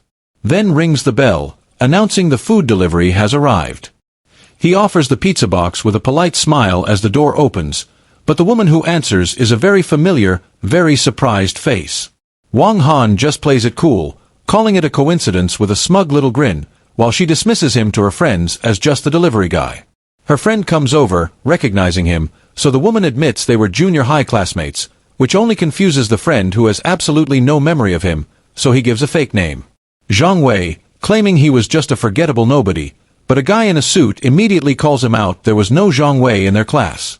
This new guy then scoffs at the very idea of a former classmate working as a delivery driver, even questioning why a big boss like her would ever know such a person. This suit-wearing clown lectures him about the massive gap between the rich and poor, then pulls out his wallet asking why the delivery boy is still standing there. With a smug grin, he offers a couple hundred as a reward. What a philanthropist. Wang Han is barely holding back, while the guy asks if his generous tip is too small. Our boy just smiles, pockets the cash, and thanks the boss for his kindness. At that moment, a woman comes downstairs asking if her pizza has arrived, and it is teacher Zia who is absolutely shocked to see Brother Wang at her door. He plays it off with a nervous smile, calling it a total coincidence. This suit is baffled she knows a delivery guy, but she calls Wang Han her savior. She invites him in to rest, but he politely declines, saying he has more orders. Her friend jumps in, mocking him for needing to work, which gets him a sharp rebuke. Wang Han tries to dip out, but teacher Zia runs after him, calling his name. She asks for a ride to work, putting him in a seriously awkward position. This rich friend's protest, calling his beat-up scooter dangerous and offering a Porsche instead. Except it is not a scooter, it is a high-end sport bike, and everyone is stunned silent. This redhead just glares at her friend, completely over his pathetic attempts to show off. So teacher Zia hops on the back, waving goodbye as they prepare to leave. They speed away from the opulent mansion, leaving the others in their dust. Back on the porch, the suit tries to get his date to eat, but her mood is ruined. She just blows him off, claiming she has urgent work and walks away alone. They are tearing through the city streets on his bike, and he checks if he is going too fast for her, but teacher Zia is just enjoying the ride, holding on tight. Suddenly, a familiar red sports car pulls up alongside them. It is her rich friend, trying to get her to ditch the bike for a luxury car. Our boy immediately tries to pawn her off, not wanting any more trouble. So teacher Zia thanks him by asking him out to dinner this weekend. He gives the classic "I am busy" excuse, desperate to get away, speeding off while she waves him a friendly goodbye. Wang Han just mutters that he cannot handle women, the stress is real. Later that evening, he is back on dad duty, walking Gua Gua home, promising to cook for her as she happily calls him dad. But when they get to his apartment, they find a pair of strange high heels at the door. Steam is pouring out from behind the bathroom door, and out walks the eldest princess in a towel, asking why he is so late. Wang Han immediately covers Gua Gua's eyes, telling her to get dressed, but the princess just coolly asks who the little girl is. He declares she is his daughter, trying to prove he is a married man, which prompts this woman to tell Gua Gua to call her mom. And Wang Han absolutely loses it, screaming at her audacity. Wang Han immediately tells the princess not to mess with the kid, but she just leans in and introduces herself as Gua Gua's new mom. So he quickly sends the little girl off to do her homework, leaving the two of them alone in a very, very tense living room. This princess immediately gets handsy, accusing him of getting married behind her back. And our boy yelps, "That was a very personal, very painful attack." She follows up with a high kick, asking if he missed this kind of attention, while he just screams at her to put on some actual clothes, completely flustered. Unfazed, she just sits back and threatens him for daring to marry someone else. Wang Han tries to be the bigger person, tossing her a jacket and repeating that he is married. But she already knows all about his shotgun wedding to Su Qi. He just cuts to the chase, asking how long she plans on staying. And she lays out her 2 reasons, finding him in a business deal. A wave of relief hits Wang Han, at least she's not here to bother his wife. He tries to pivot to dinner, hoping to distract her with food, which only earns him a sarcastic jab about his new dad life. She gets right back in his face, grabbing his jacket to make a point, then calls him out for acting like a monk around her and only her. Just then, Gua Gua reappears, tugging on her dress and saying she is hungry. And the poor kid immediately covers her eyes at whatever she just walked in on. Wang Han tries to shut down the drama, telling her to stop messing around so they can eat, then grabs Gua Gua's hand, threatening to leave the princess behind for a dad-daughter meal. But she just smirks, promising he will be hers eventually, 0 boundaries, all confidence. So they head out to some ridiculously high-end restaurant in the city, where the princess immediately starts playing mom, offering to buy Gua Gua anything. And she quickly corrects the kid, it is godmother, not auntie, a total power move. They are led to a massive private room, which Wang Han just dismisses with a casual it'll do. This princess immediately starts teasing him about being a reluctant godfather, earning a sharp rebuke. While in another room, 2 shady businessmen are meeting with a certain brother Lei. His lackey reports that some big project got snatched, and it is somehow tied to a Lin Qingyun, revealing the project is now controlled by none other than Wang Han's wife Su Qi. This brother Lei hatches a scummy plan, dig up dirt on Su Qi and her delivery guy husband to ruin her. His goon loves the idea, just as a waiter walks in to serve their table. And brother Lei does a double take, the waiter looks suspiciously like the guy who outbid him. His buddy scoffs, saying it cannot possibly be Su Qi's husband, but decides to check anyway, peeking out the door to see Wang Han, Gua Gua, and the princess having a lavish dinner. It is a perfect little family scene, with the princess doting on the kid with a chicken leg, and the spy just grins, realizing he has struck blackmail gold. What a show. After dinner, the princess walks them out, promising another family outing soon. But later, she is back at his apartment building, wondering why he is not answering his phone. Wang Han tries to play it cool, telling Gua Gua to do her homework when they get back, but his wife Su Qi is standing right there, completely blindsided by the scene. This tension just hangs in the air for a beat, and the princess immediately introduces herself, putting on a very friendly face for Su Qi. Wang Han scrambles with the worst lie ever, claiming the princess is some distant cousin in town for business. This whole crew just stands there awkwardly with the princess trying to make a quick exit, but Su Qi's suspicious glare says she is absolutely not buying a word of this. Desperate to keep the peace, Wang Han quickly invites the princess to stay for a meal. This princess immediately pokes a hole in his story, asking why a married couple is not living together. So Su Qi calls his bluff, telling him to open the door, and he has no choice but to obey. Our boy is now stuck between 2 women ready for war, realizing this is a certified battlefield. He tries to defuse the situation by sending Gua Gua to her room and volunteering to cook. Left alone, Su Qi immediately starts interrogating the princess about his newfound cooking skills. She mentions he only ever cooked for her, which prompts the princess to demand a taste too. And Wang Han points out she just ate a massive dinner, but that is clearly not the point. With a dramatic stretch, the princess just declares she is hungry again, completely shameless. Su Qi's patience is clearly wearing thin, telling her to just act normal for once. Then she offers the sister some water with a smile that could cut glass, but the princess fires back that Su Qi is younger and should be calling asterisk her asterisk big sister. Completely unbothered, she just leans back and asks when dinner will finally be ready. Wang Han serves up some noodles, trying his best to play diplomat in this war zone. And Su Chi just stares at the bowl, the silence absolutely deafening. Of course, the princess immediately starts trouble, getting way too close for comfort. But Su Chi just ignores her, calmly starting on her meal. Then she drops a tactical nuke, claiming she is pregnant and needs vinegar, a total power play. While the princess is reeling, Wang Han threatens her to just eat, but she is not backing down. At that moment, Gua Gua appears asking for a story-perfect timing kid. This princess immediately tries to co-opt the kid, offering a story for mom, but Gua Gua politely calls her auntie, which gets an instant demanding correction. She even tries bribing her with candy for the title, a truly desperate play.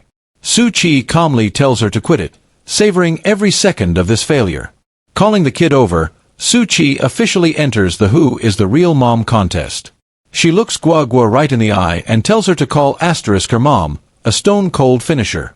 This poor kid is just stunned into silence, caught in this domestic crossfire. And Wang Han is just standing there with a bowl, the absolute picture of uselessness. Finally, Gua Gua makes her choice, calling Su Chi mom and sealing the victory for Team Wife. With a polite take your time, Su Chi leads the kid away, leaving the princess to her cold noodles. Wang Han just tells her to eat and she grumpily agrees, having lost this round completely. Later, he sets the ground rules for sleeping. She gets a room, he is on the couch. But the princess cannot resist one last jab, asking why a married couple sleeps apart. Wang Han just tells her to eat and go to sleep, completely over the drama for one night. But then Su Chi appears, telling him to go to bed, and he meekly obeys, which has the princess fuming that she has never seen him so compliant before. This next morning arrives, all bright and deceptively peaceful, until you see Wang Han doing a casual handstand on the balcony railing, as one does. And Su Chi just calmly tells him breakfast is ready, not even blinking at the stunt. She is not eating though, announcing she is heading straight to the company for her project, immediately shutting down his offer to drive her, telling him to handle Gua Gua instead. His follow-up offer to pick her up from work gets an equally frosty rejection. Wang Han just smirks to himself, clearly amused by her temper. In her car, Su Chi gets a frantic call. A smear campaign has hit the news and her project is frozen, and she is in total shock as her assistant sends her the link. There it is, the dinner photos, twisted into a story about her wrecking a delivery guy's family.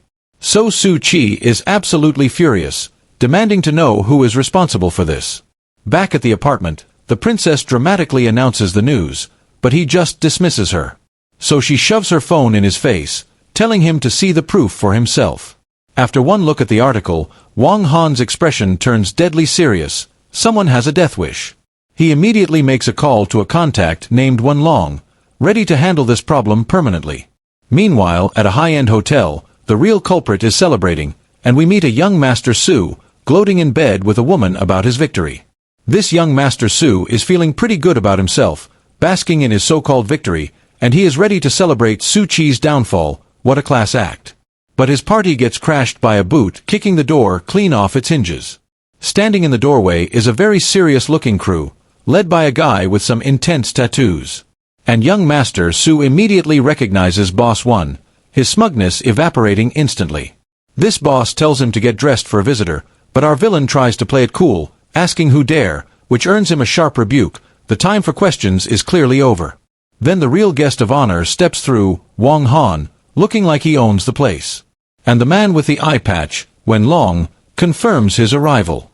Young Master Su just scoffs, calling out the delivery guy for being in the wrong place. He just keeps running his mouth, completely oblivious to the danger he is in. Unbothered, Wang Han just calmly picks up a nearby vase, and promptly smashes it right over the loudmouth's head. This villain is absolutely stunned, bleeding, and asking if Wang Han has a death wish. So our boy answers with a backhand that sends spit flying. A swift kick sends the scumbag sprawling to the floor, ending the fight before it even began. And Wang Han yanks him up by the collar, his face already a mess. He demands to know why he'd treat his own sister, Su Chi, but the guy just spits that she is not his sister. Which is absolutely the wrong thing to say to a man with glowing red eyes. With one final, devastating punch, Wang Han puts the trash right back on the floor where it belongs. Young Master Su tries to bribe Wen Long, offering double to kill Wang Han, a bold move for a guy on his knees. which earns him a swift kick to the face from a goon for disrespecting Brother Han. And Wang Han lays out the plan: make this clown force the media to delete everything and clarify the truth. So the enforcer gives him a little encouragement, telling him to listen to the man. But our villain is a slow learner, still begging for help against the delivery guy. So the goon winds up another slap, tired of hearing the same nonsense. And after a bit more persuasion, he is promising to make the media retract everything, with the goon just smirking that this would have been easier without the beating. Meanwhile, back at Su Chi's corporate tower, the fallout is just beginning, where her assistant reports the media wants 80 million to delete the news, which Su Chi calls straight-up robbery. And just then 2 family members storm in, yelling about how she has disgraced them all. But Su Chi calmly tells them it is all a lie. Though the old man just calls her a homewrecker, announcing another president is on the way. Because he does not care if she is innocent, he just wants the problem solved now. Revealing their real play, they will help if she gives up her power in the company. And her rival whines that the project should have been his, calling her success dog shit luck. But Su Chi is not backing down, refusing to hand over a thing. So the patriarch punctuates his argument by slamming his cane on the floor very subtle, pulling the for the family card, insisting she is too young and has no choice. But at that exact moment, her assistant opens the door, announcing another president's arrival. And in walks another president, flanked by Su Chi's delightful family vultures. While her rival immediately starts sucking up, promising to handle the unfortunate scandal. But the patriarch just yells at Su Chi to hand over the project, since she is clearly incompetent. Right on cue, her assistant rushes in the negative news has been completely resolved, leaving Su Chi absolutely floored, wondering how that is even possible. Her relatives are just as stunned, discovering all the articles have vanished from the web.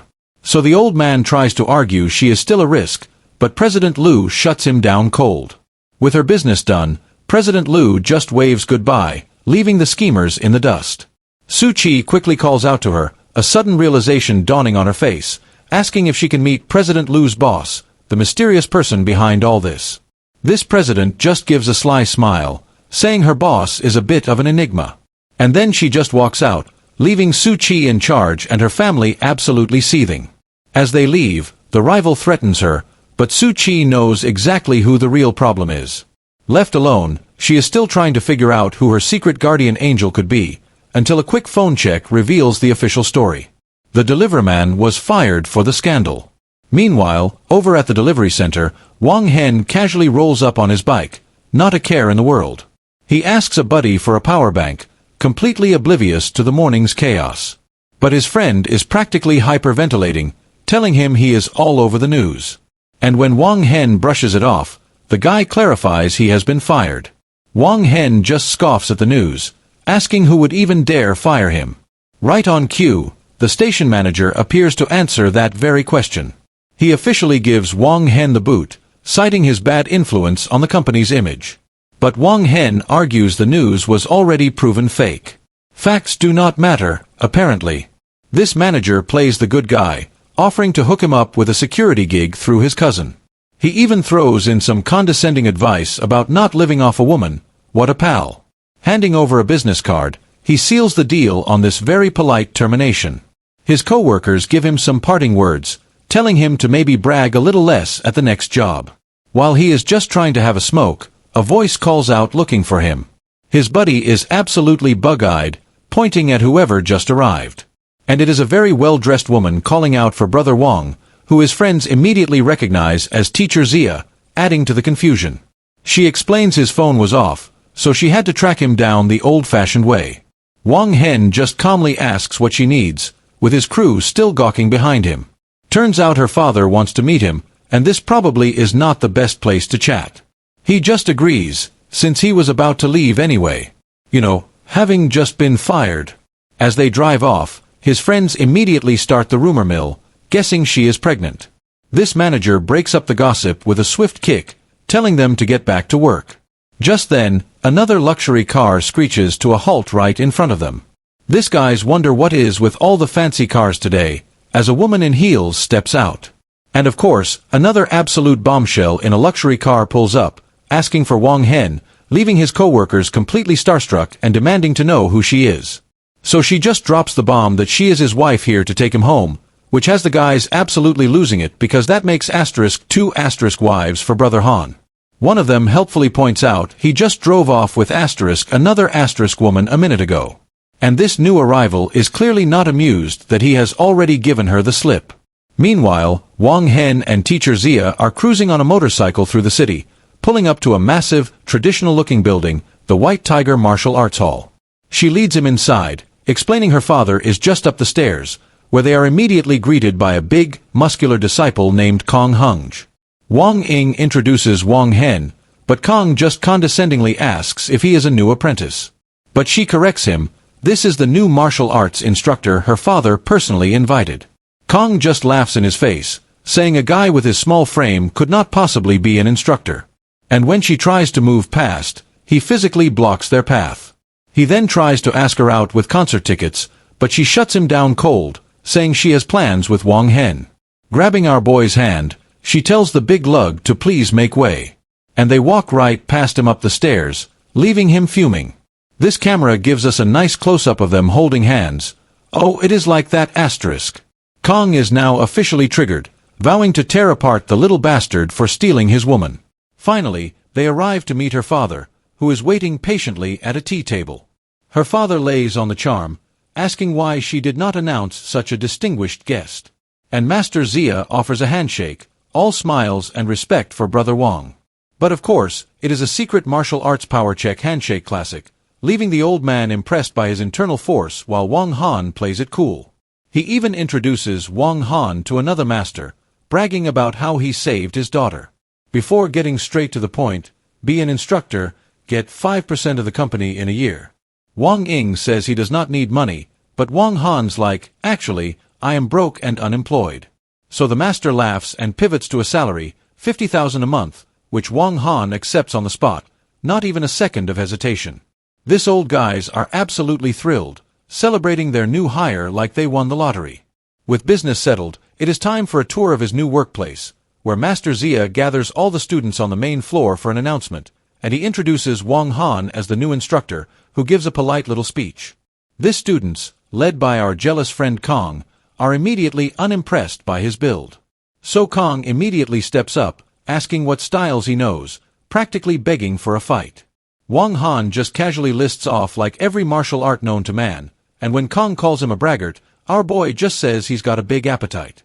That is it for Kong, who officially challenges him to a spar, calling him all talk, and Wang Ying tries to shut it down, but Kong insists they cannot have a weakling for a teacher. This other students totally agree, demanding a fight to see what the new guy's made of. Master Zia suggests a little demonstration for the class, and Wang Han is more than happy to oblige. Kong immediately steps forward, promising not to kill him. What a gentleman. Our boy just smirks back, saying what a coincidence, he hits hard too. So Kong makes it a wager, if he wins, he gets to take Wang Ying to the concert.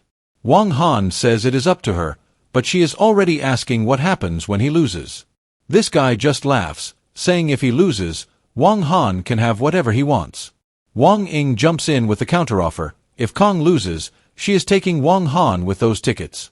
Kong asks the master if it is okay to rough him up, getting told to dial back the ego. This challenger clears the floor, promising no mercy while Wang Han just tells him to bring it. Kong is officially triggered by the calm confidence, all talk he thinks. And with that, he throws the first punch, ready to test the new guy's worth, which Wang Han stops cold with one hand, much to Kang's absolute shock. Then he just twists the guy's arm back, completely taking control, following up with a palm strike right to the chest, and a knee to the gut sends the big man flying. Wang Han just dusts off his hands, critiquing his form like a disappointed teacher. Kong is left coughing on the floor as Wang Ying cheers for her amazing brother Wang. This other master points out he was only using 30% power anymore and Kong would be hospitalized. Our boy Kong is just seething on the mat, utterly humiliated. But he is not done yet, launching himself at Wang Han for round 2 as Wang Ying screams a warning. Kong goes for a cheap shot from behind, trying to take him out, but Wang Han just effortlessly flips the big guy right over his shoulder. And from the floor, Kong smirks about how kindness is cruelty, what a philosopher. Wang Ying calls him out for having no martial virtue and the masters are not impressed. But this guy just gets up, declaring winner takes all as he preps a kick.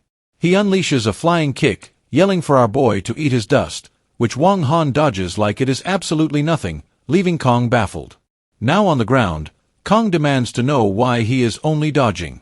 So Wang Han just stands there, calmly telling him his punches are way too slow. Then he drops a whole kung fu lesson on him about how only speed is undefeated. But Kong is having none of it, telling him to shut up and fight. He throws a wild flurry of attacks and Wang Han just dances around every single one, blocking another punch with a taunt. Is this really all the skill he has? After 15 years of training, Kong is officially done playing and now he is going for the kill. This other master recognizes the move, a lethal elbow to the heart. This is not a spar anymore. Leaving Wang Ying to watch in horror, completely terrified for Wang Han, but our boy stops the killing blow with one hand, casually saying, "I told you, you are too slow," he finishes, looking down at the utterly stunned Kong, and with one swift kick he sends the senior student flying across the mat. This entire class is stunned. He took out their senior with a single kick. Wang Ying is completely smitten, hanging off his arm and calling him amazing. While the old masters are already calling him a grandmaster-level son-in-law, Wang Han plays the good guy, apologizing for hurting the disciple, but Master Zia is just thrilled. While Kang's buddies are told to call an ambulance, our boy gets invited upstairs for a chat, but a quick phone check reminds him he is supposed to be delivering food to a mother and child. He then notices a message has come through from his wife, Su Chi. She heard he got fired and found him a new job, so he texts back about his 50K salary. She thinks he is lying. You can just feel his annoyance at her total lack of faith in him, so he just sends a picture of the contract, which shuts her up pretty fast. She then mentions she is off to meet a very important person, and after a bit of jealous prodding, she clarifies it is the big shot who gave her a project. This is a problem because he is the big shot, which means she is walking right into a trap. He immediately calls for a trace on Su Chi's location, getting a bratty no for an answer. After insisting this is deadly serious, his contact finally agrees to check. This news is not good. His little wifey is currently drinking with another man. It gets worse as his contact reveals the guy just spiked her drink. Wang Han is absolutely furious, his protective instincts flaring up. Hopping on his bike, he makes a simple promise: he is going to kill that bastard. He tears through the city streets, racing to get to her in time, and the destination is a very fancy hotel, where some creep is having a villainous little chuckle. Inside the hotel room, Su Chi is passed out on the bed, and the creep gloats about how he spiked her water instead of the wine. He is in full-on villain mode, rubbing his hands together like a cartoon. His brilliant plan is to film her and use it to blackmail her delivery guy husband. With his phone ready, he announces the show is about to begin, right before the door gets kicked clean off its hinges. Wang Han storms in, and this dude's first complaint is about the Do Not Disturb sign. This creep is absolutely stunned, stammering about how he even found them. Not waiting for an answer, Wang Han just lunges at him. He makes his intentions very clear: he is going to kill him. A brutal punch sends the guy's head snapping back, leaving him completely dazed from the impact. This creep throws a desperate punch back, which is a terrible idea, and Wang Han just sidesteps it, delivering an elbow to his back. That sends the scumbag flying across the room.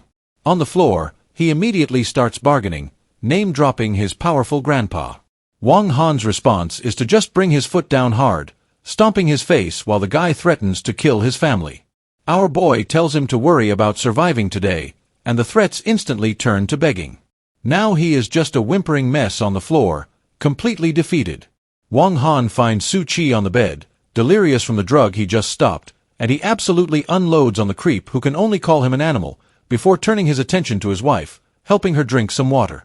This scumbag on the floor makes a desperate call for help to his grandpa of all people. But Wang Han's shadow looms over him, and that call is about to be disconnected permanently as a swift kick sends the phone shattering against the wall. A little later, they have relocated, with Wang Han calmly waiting in the creep face down on the floor.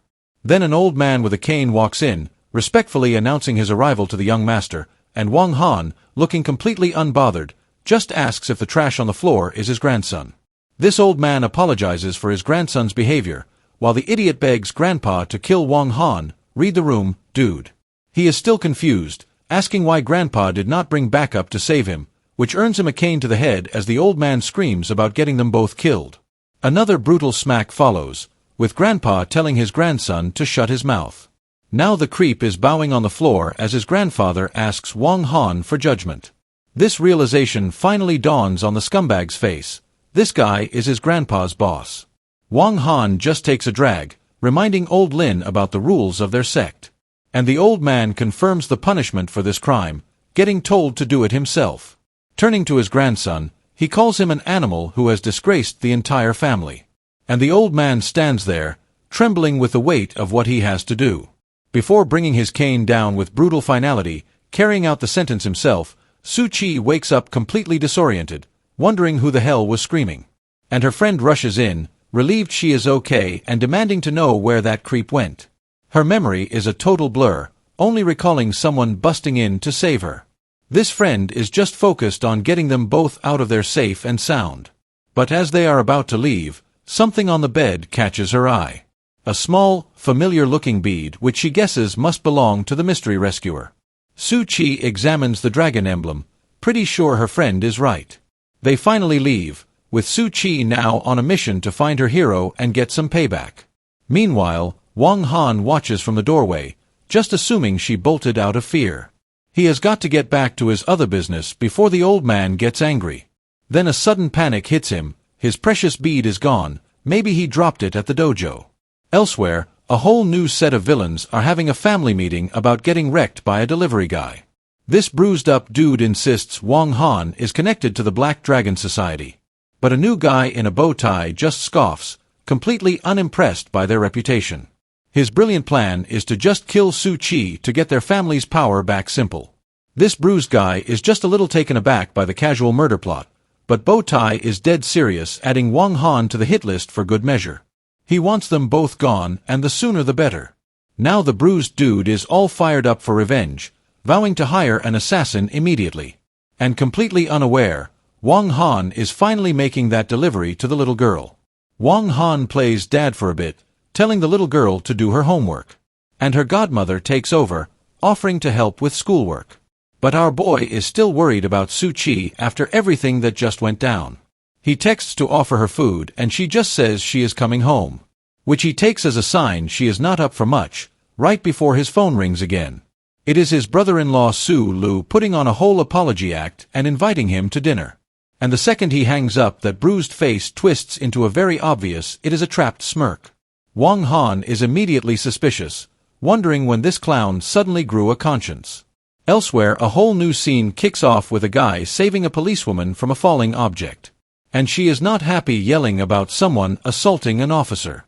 Turns out she was in the middle of an arrest, pinning some other guy to the floor. This guy who saved her just watches, thinking she is pretty fierce. While she is on her radio calling for backup, he decides to make his move. Trying to play the innocent hero, calling himself a model citizen of the city.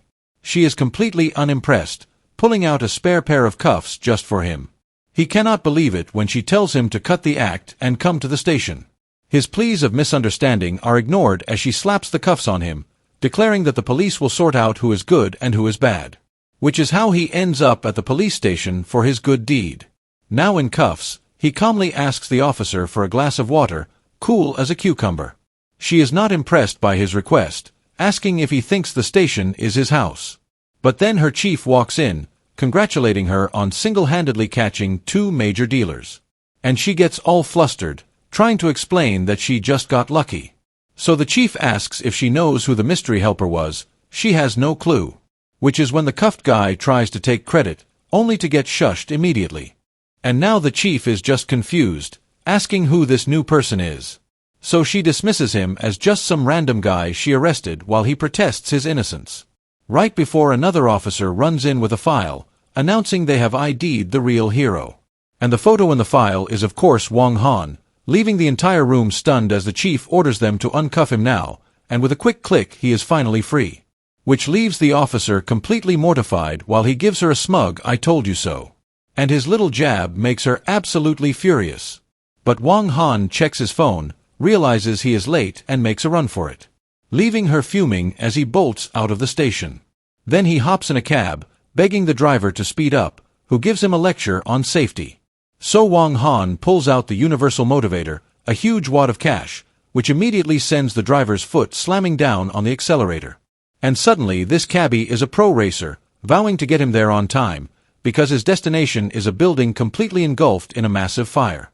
Wang Han's cab pulls up to the dinner location, which is a bit more fiery than expected. And he steps out into total chaos, wondering why his dinner party is a 5-alarm blaze. Just in time to hear a woman tell firefighters that Su Chi is definitely inside. That news hits him like a freight train. His wife is trapped in there.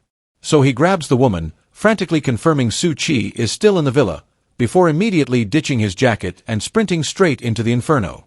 While everyone else screams that he is a lunatic with no protective gear, this woman who gave the bad info just starts praying, having sent our boy to his doom. At that exact moment another car pulls up to the scene, and out steps Su Chi perfectly fine and very confused about her house being on fire. This older woman's face just crumbles, realizing she sent a man to his death for literally nothing. And Su Chi asks who could possibly be inside the villa. Only to be told some tall hero heard she was trapped and charged in to save her. She immediately realizes it is Wang Han and tries to run in after him, screaming his name. Absolutely breaking down while the other woman prays for his already melted bones. Thanks for the support, lady. But Su Chi is just inconsolable, held back as she wails for him. And as the firefighters hose down the building, she is already mourning him. Right before a silhouette bursts out of a second-story window in a cloud of smoke, landing on the lawn literally on fire as firefighters rush to help him, and after they douse him he just stands there, complaining that it burned like hell. Su Chi sees him, singed and bruised, and just screams his name. Then she is hugging him, calling him a stupid idiot with a death wish, and through tears she asks what she and their child would do if he died. Wang Han just holds her close, trying to reassure her that he is okay, which earns him a few light smacks as she scolds him for the scare. While the woman who sent him in there suggests a hospital, but he is having none of it, they all turn to watch the firefighters finally get a handle on the inferno, and Wang Han knows exactly who to blame for this little bonfire. Su Chi gently wraps a blanket around him, just wanting to get him home. Later that night they have finally settled back in at their apartment, where he explains the dinner invitation was a trap and she is livid, but she has got a plan of her own. She installed security cameras. This footage confirms it all, showing Su Chi and his goons arriving just before the fire, so Wang Han tells her to eat, promising they will deal with them tomorrow. She is absolutely not over it, vowing she will never forgive them. This next day a motorcycle pulls into a parking lot right behind a red car, and the biker has to swerve as the car nearly backs right into him. Out pops the driver apologizing for her terrible driving skills, until she gets a good look at the biker and her face just freezes in shock, because of course it is Wang Han greeting Officer Yang with a perfectly smug fancy seeing you here. He calmly explains he works here, which is just not what she expected to hear. And it turns out she is an apprentice at this dojo while he is the new guy. Then a couple of students walk by, respectfully calling him Master Wang, and Officer Yang's brain just short-circuits at the idea of him being an instructor. She immediately calls him out, reminding him he could not even handle her back at the station. As he tries to walk away, she demands a fight to prove he is not a total fraud. Wang Han pulls the I do not fight women card, which just makes her angrier. She is not having it and just straight up attacks him. So he offers a deal. He will fight with one hand, but if she loses, she runs a naked lap. This predictably goes over like a lead balloon as she tries to kick his head off. He blocks it effortlessly, mocking her for having zero power in her kicks. Our boy just stands there, completely unfazed by her little temper tantrum. Now she is getting serious, eyes glowing as she rushes him again. Another flying kick comes right for his face, which he dodges while asking if she got her job through family connections. Ouch. That jab hits a nerve and she just screams at him to shut up. Her next kick comes in with way more force and fury, but he just keeps dodging, warning her he is about to stop playing defense. She tells him not to get cocky and throws a desperate punch, actually managing to land a clean hit right on his chin. Her punch comes flying in, but he just grabs her arm mid-swing. And with a single hand, he completely overpowers her grip. Suddenly this fight looks more like a dramatic dance as he twists her around, which immediately gets him labeled a pervert for his troubles. He is clearly enjoying this way too much while she demands to be let go, even throwing up a little peace sign behind her head like a total troll. After he asks if she admits defeat, she grits her teeth and says she lost, which brings a very dangerous time to pay up smirk to his face. But when she actually starts unzipping for the naked lap, he is the one who panics, saying he was joking. Oh, she is not letting him off that easy, lecturing him on a martial artist's honor. Then she just rips her jacket open, calling his bluff hard, and our boy goes into full-blown meltdown, screaming that he is a married man. He literally flees up the stairs to escape temptation, leaving her with a smug little smile, because she knows she just won that round without throwing a single punch. Meanwhile, in a totally different room, some buff guy is trying to flatter a woman at a piano, but she just shuts him down, asking if he even understands music. Just then, Wang Han walks in, complimenting the teacher's incredible skill, so the buff dude gets territorial only for Wang Han to correctly name the piece she was playing. This teacher is impressed he knows her favorite song, though he admits he prefers another, and now she is all smiles, asking if he wants to play for them. This buff dude scoffs, saying there is no way this clumsy guy can play. So Wang Han sits down, ready to prove him very, very wrong, and the teacher is immediately swept away by the beautiful music, which leaves Mr. Muscles absolutely stunned that the kid's got skills. His fingers just fly across the keys with total confidence, and after he is done he even gives the teacher a few pointers. What a flex, which makes the other guy lose it, furious at his audacity. Just then, another woman walks in, drawn by the incredible melody. She compliments the player on their massive improvement, assuming it was the buff guy, so he tries to shoo Wang Han away, saying the real lesson is starting, but the first teacher immediately rats him out, pointing to Wang Han as the real musician. This gets the new teacher's attention, asking who Brother Wang is, and she calls him Professor Wang, though he just plays dumb, trying to slip away. Of course, the buff dude laughs, saying he is just some delivery boy, except it turns out she was his student at Berklee College of Music. Whoops. Our boy tries to dip, claiming he has got to go cook dinner for his wife, but she spills the beans. He was an honorary professor whose classes were legendary. This information completely shatters the buff guy's entire reality. Teacher Ren then asks the other teacher why she'd need anyone else with a legend like him around. Leaving the first teacher totally speechless, she had no idea who she was dealing with. Wang Han is back on duty, bringing a home-cooked meal to Su Chi's office, and she asks about his new martial arts job, which he says is a nice way to stretch his bones. His phone suddenly rings, and the caller ID just says, "The old man, oh." On the other end, a voice is already yelling at him for daring to become an instructor. This mysterious boss man threatens to send Big Sister over for a little talk, which sounds terrifying, before telling Wang Han he is forbidden from working at the hall and needs a normal job. His new mission is to recover a stolen Buddha head from a group called the Strong. These guys are apparently a notorious gang of unpredictable lunatics. Sounds fun. He is also told to find a missing bead, otherwise the old man is going to be seriously ticked off. After hanging up, he tells a concerned Su Chi that nothing's wrong, he just has a meeting. He gives her a quick goodbye, leaving her to finish her lunch in peace. Later that afternoon, our boy pulls up to a fancy apartment building on his motorcycle. A manager Zhang greets him, saying he has been expecting him for an arrangement. But a security guard immediately recognizes him as the rumored boyfriend of the Su family's daughter.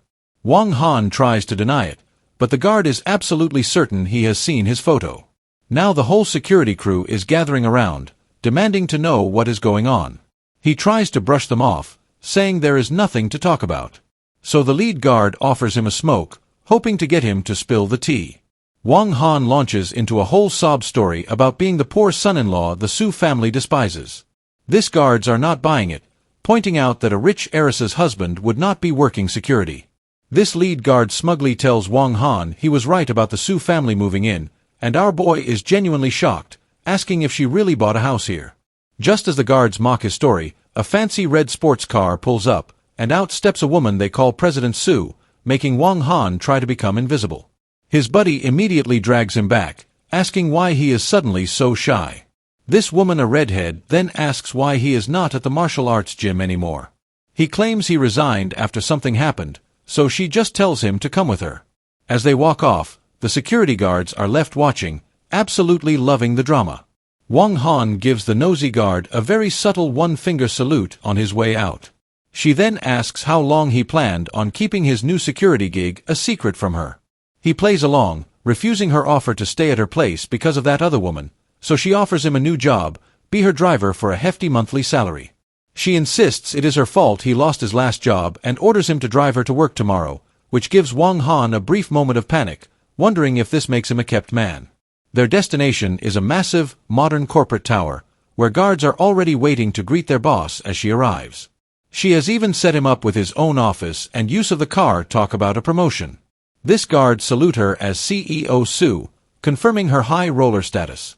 From a distance, the security guard from earlier watches them, totally baffled by their relationship.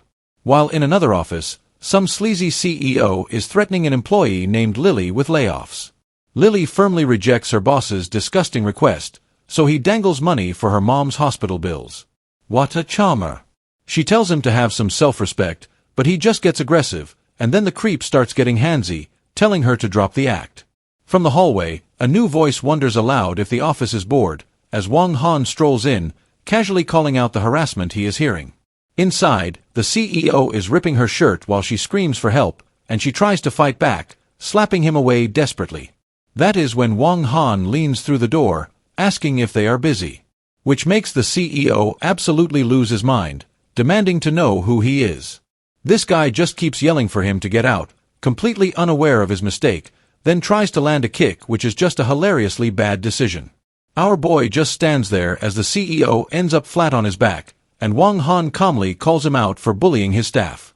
Now on his feet, the creep threatens to call the cops on him, before trying to flip the story, accusing Lily of seducing him. Bold move. He is so smug, completely confident the police will take his side, until Wang Han reveals his phone has been recording everything. The CEO lunges for it, only to get smacked down like a fly, leaving Wang Han to loom over him with a very simple, very final threat. The CEO is now on the floor, begging for mercy and promising not to call the cops, but Wang Han just holds up his phone, letting him know the whole thing's been recorded. Later, his security guard buddy is chatting with a woman about a class monitor's wedding, and she turns to Wang Han saying he looks awfully familiar. Then it hits her, he is the infamous troublemaker who got yelled at every Monday. Our boy just sips his drink, claiming heroes do not dwell on past glories. Impressed by his suit, she asks what he does for a living now, so he invents the most ridiculously complex job title he can think of, only to reveal he is just a driver for his boss. Which makes his friend absolutely lose it, spitting out his drink. She invites him to the wedding anyway, saying it is a good chance to network. After setting the time and place for tomorrow, she heads off in her car. This guard immediately asks Wang Han to help him borrow a nice car to save face, but Wang Han tells him to be more ambitious, promising a real luxury vehicle. With their plans set, he says his goodbyes and heads back upstairs. He arrives back at the modern apartment building, where CEO Sue greets him in a towel, questioning his early return, then immediately starts teasing him about not waiting for a shower together. He just brushes off the flirting and asks to borrow her car for the next day. But she has got other ideas, offering a very different kind of drive right now. Wang Han tries to shut her down, reminding her he is a married man, but CEO Sue just tells him to get a divorce, offering herself as a serious upgrade. And then she drops her dress. Yep, she is not messing around. She grabs him, promising a proper showdown with Su Chi for his affection. So he pulls the ultimate shutdown, claiming his wife is pregnant. That actually works, and she brings up that her car is in the shop until tomorrow, leaving Wang Han to figure out his promise to his buddy on his own. So he just makes one call and orders up a Rolls-Royce Phantom, as one does. This next day, he is already finding his new office job incredibly dull. When some random kid starts bullying a little girl right in the hallway, our boy is just completely baffled by this tiny hallway menace, and he immediately steps in, grabbing the little punk's wrist to stop him. This kid threatens to slap him, which is just adorable, really. So Wang Han gives his wrist a little squeeze to teach him some manners. Just then, the boy's mom shows up, demanding to know who hurt her precious angel. She immediately goes into a rage, screaming at him for touching her son. Wang Han calmly offers to discipline her ill-mannered child for her. You are welcome. But she defends the bullying, so he just calls her a terrible mother. At that moment, the little girl's mom arrives, checking on her crying daughter, and the girl explains the boy said she had no father and even spat on her. This bully's mom immediately flips the script, claiming her angel was just comforting the spoiled girl. Which makes the girl's mother apologize frantically while Wang Han just seethes. He gets right in the manager's face, asking what department she is in before dropping he is the CO's driver. She just laughs, threatening to get a lousy driver fired today. Oh, you have no idea, lady. As the manager storms off to complain, the other woman begs him to apologize, terrified of the consequences. But Wang Han is cool as a cucumber, telling her to let the manager tattle all she wants. This poor employee is now convinced he is doomed, certain the CEO will side with management. And right on cue, the manager bursts into CEO Su's office, demanding she fire the morally corrupt driver. Wang Han strolls in behind her, calmly offering to teach her badly behaved son some manners, tuition free. He then kicks back in a chair while she keeps ranting about him being a common street thug. CEO Su, without even looking up, just tells the fuming manager she can leave now. Her death glare says it all, the discussion is absolutely over. Once the manager is gone, CEO Su tells him to close the door for a private chat. Wang Han immediately calls her out for wearing high heels while pregnant, a very confusing accusation. He then kneels down, offering her a pair of flat shoes to wear instead. This sudden kindness leaves CEO Su completely flustered, thinking about how much she loves and hates him. Noticing her foot is swollen, he offers to give her a massage right then and there. She tries to refuse, but he gently insists she stay put. Internally she is just melting, never imagining he'd be this caring. Just then, an assistant walks in, catching them in the most compromising position possible. This assistant freezes in the doorway, forcing CEO Su to play off the foot massage as something else. But there is a real crisis. A French expert team is here and their only translator is stuck in traffic. A translation app is out of the question, the technical terms would get completely butchered. Just as panic sets in, Wang Han casually volunteers to give it a shot. She is floored he speaks French and he just says he learned it living on the streets, a likely story. With the meeting's importance hanging in the balance, she has to ask if he is actually serious. He just gives her a cool, confident smirk, saying it should be possible. That is all she needs to hear, immediately leading him into the high-stakes meeting.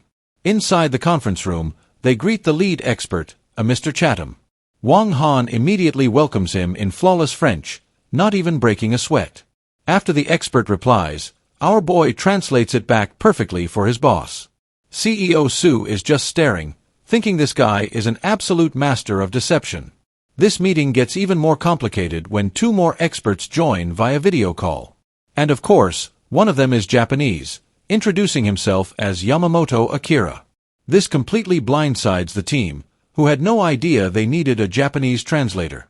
Turns out this new guy is the head of the company's entire East Asia division.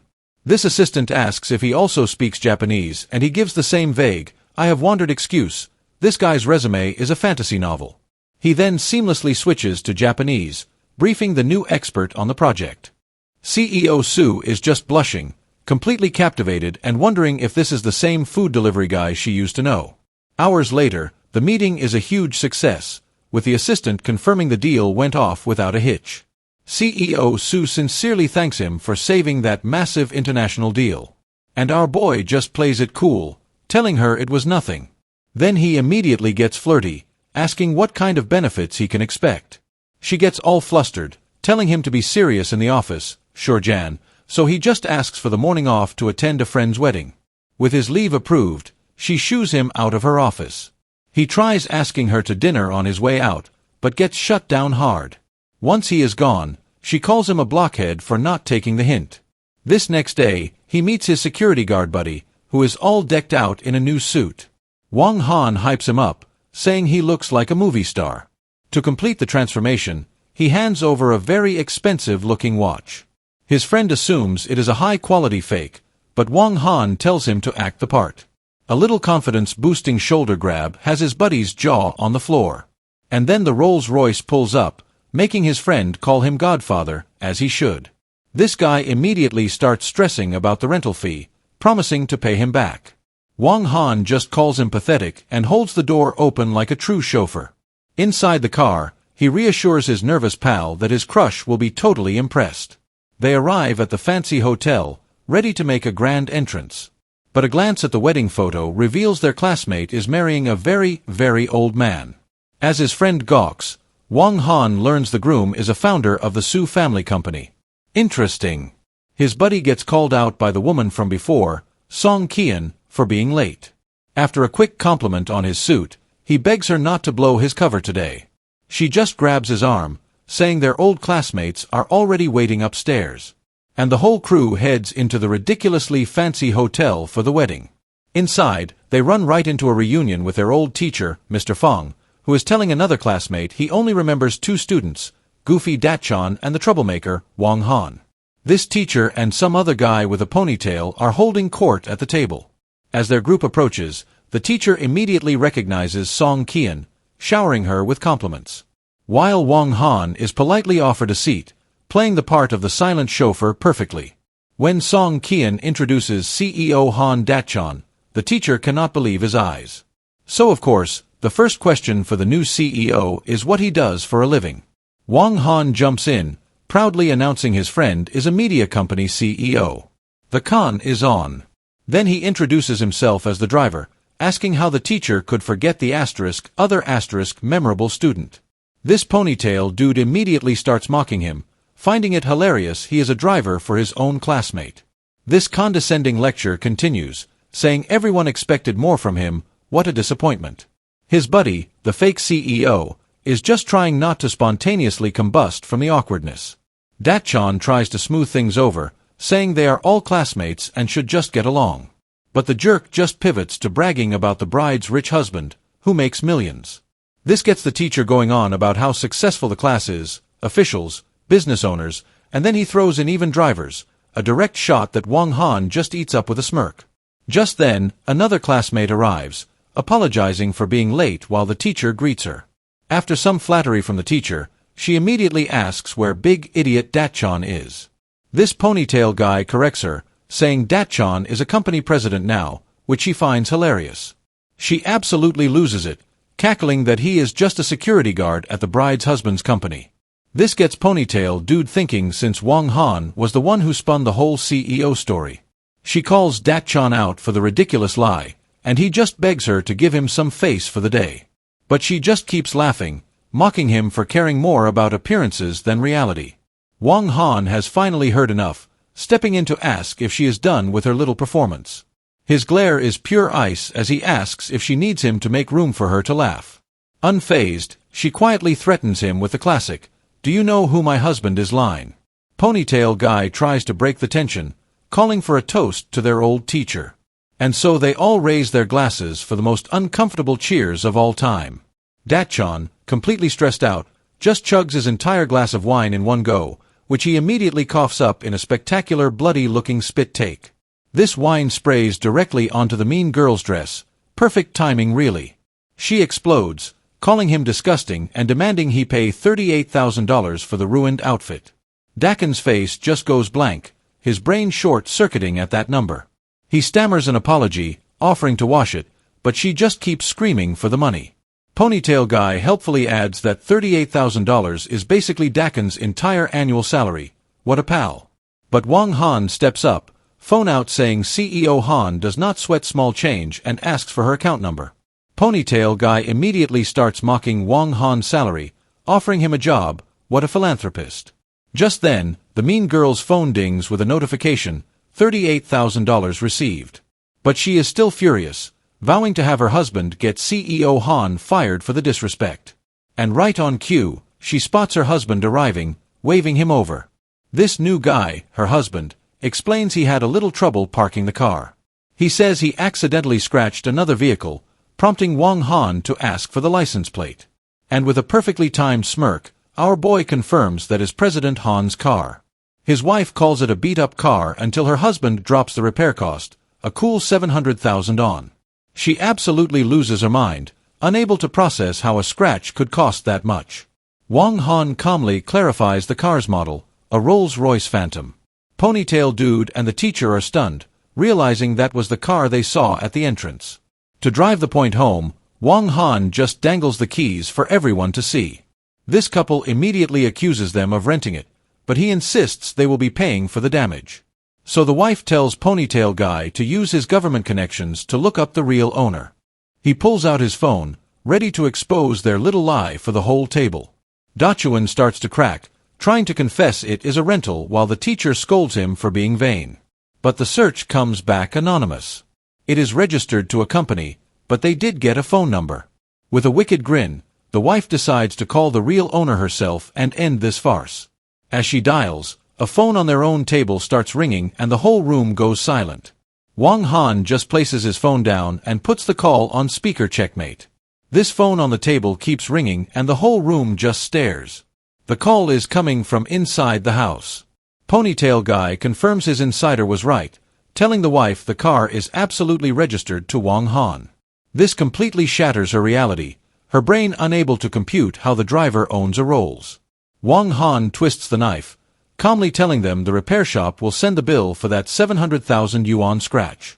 Then he drops the act, announcing CEO Han is a tycoon's grandson who was just testing them and they failed spectacularly. This entire table is just frozen in stunned silence, their minds completely blown. And right on cue, the happy couple, the bride and her ancient groom, show up to greet their guests. Everyone awkwardly raises a glass for a toast, trying to pretend the last 5 minutes of humiliation did not happen. This bride does not even recognize them until another classmate points out Wang Han and Dachin. After finally remembering them, she asks the classic reunion question, "So what are you guys doing now?" This mean girl from before just cannot resist, smugly announcing that Wang Han is a driver. But the party gets crashed by a new arrival, a tattooed thug who immediately gets handsy with the bride. Ponytail Guy recognizes him as Wen Long from the Black Dragon Society, a guy you do not mess with. This gangster is all over the bride, while her terrified husband just watches, completely helpless. Wang Han Long shoves the old groom aside, insisting he is not even drunk yet and is just getting started. As he keeps groping the bride, the groom pathetically begs him to stop making things difficult. Dachin, bless his brave, stupid heart, actually stands up and tells the gangster to back off. This thug squares up on him, but the bride tries to de-escalate, telling Dachin to just sit down. Just as Dachin tries to take the heat, Wang Han calmly tells the gangster, "Wen Long, you better behave yourself." This gangster freezes, his face a mask of pure terror as he recognizes who just spoke, Brother Han. Wang Han Long, the gangster, immediately switches sides, calling Wang Han Brother Han with total respect. This sudden change leaves the teacher and Ponytail Guy completely lost, their brains are buffering. His whole crew follows suit, bowing to Brother Chun while Wang Han tells them to play nice. With a quick salute, Wen Long says he will go make nice with the wedding couple now. He then apologizes to the bride for being a creep, and she is just happy to be alive. This groom, now a total suck-up, offers Dachin a VIP seat for bringing such a big shot. Mr. Fong the teacher is next, claiming he always knew Dachin was special, what a visionary. Wang Han just sips his wine, reminding the teacher he was singing a very different tune a minute ago. Of course, the teacher just laughs it off, insisting he is not the type to hold a grudge. Ponytail Guy, ever the opportunist, calls for a toast to kiss up to the new top dog. And just like that, the whole table is raising their glasses to President Han. Loyalty is cheap, folks. Our boy just smirks again, enjoying the teacher's pathetic backpedaling. Still denying everything, the teacher fans himself like he is the picture of innocence. Trying to save face, Ponytail Guy raises his glass even higher for the toast. Everyone's now toasting CEO Han, completely forgetting who the actual newlyweds are. After the wedding, the bride and groom wave goodbye to their classmates from the stairs. Outside, Wang Han helps a wasted Dachin as the Rolls-Royce arrives to pick them up.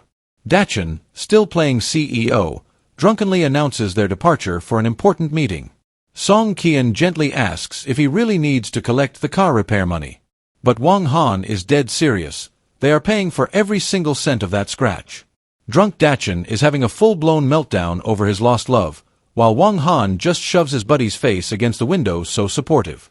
On the phone, he keeps up the chauffeur act, saying he has to get the boss home. But he gets a call, plans have changed, a deal is going down at a nightclub. He just confirms the new orders, ready for whatever's next. And the scene shifts to the glitzy Shanghai nightclub. A new guy arrives, looking to scope out the bosses of this place.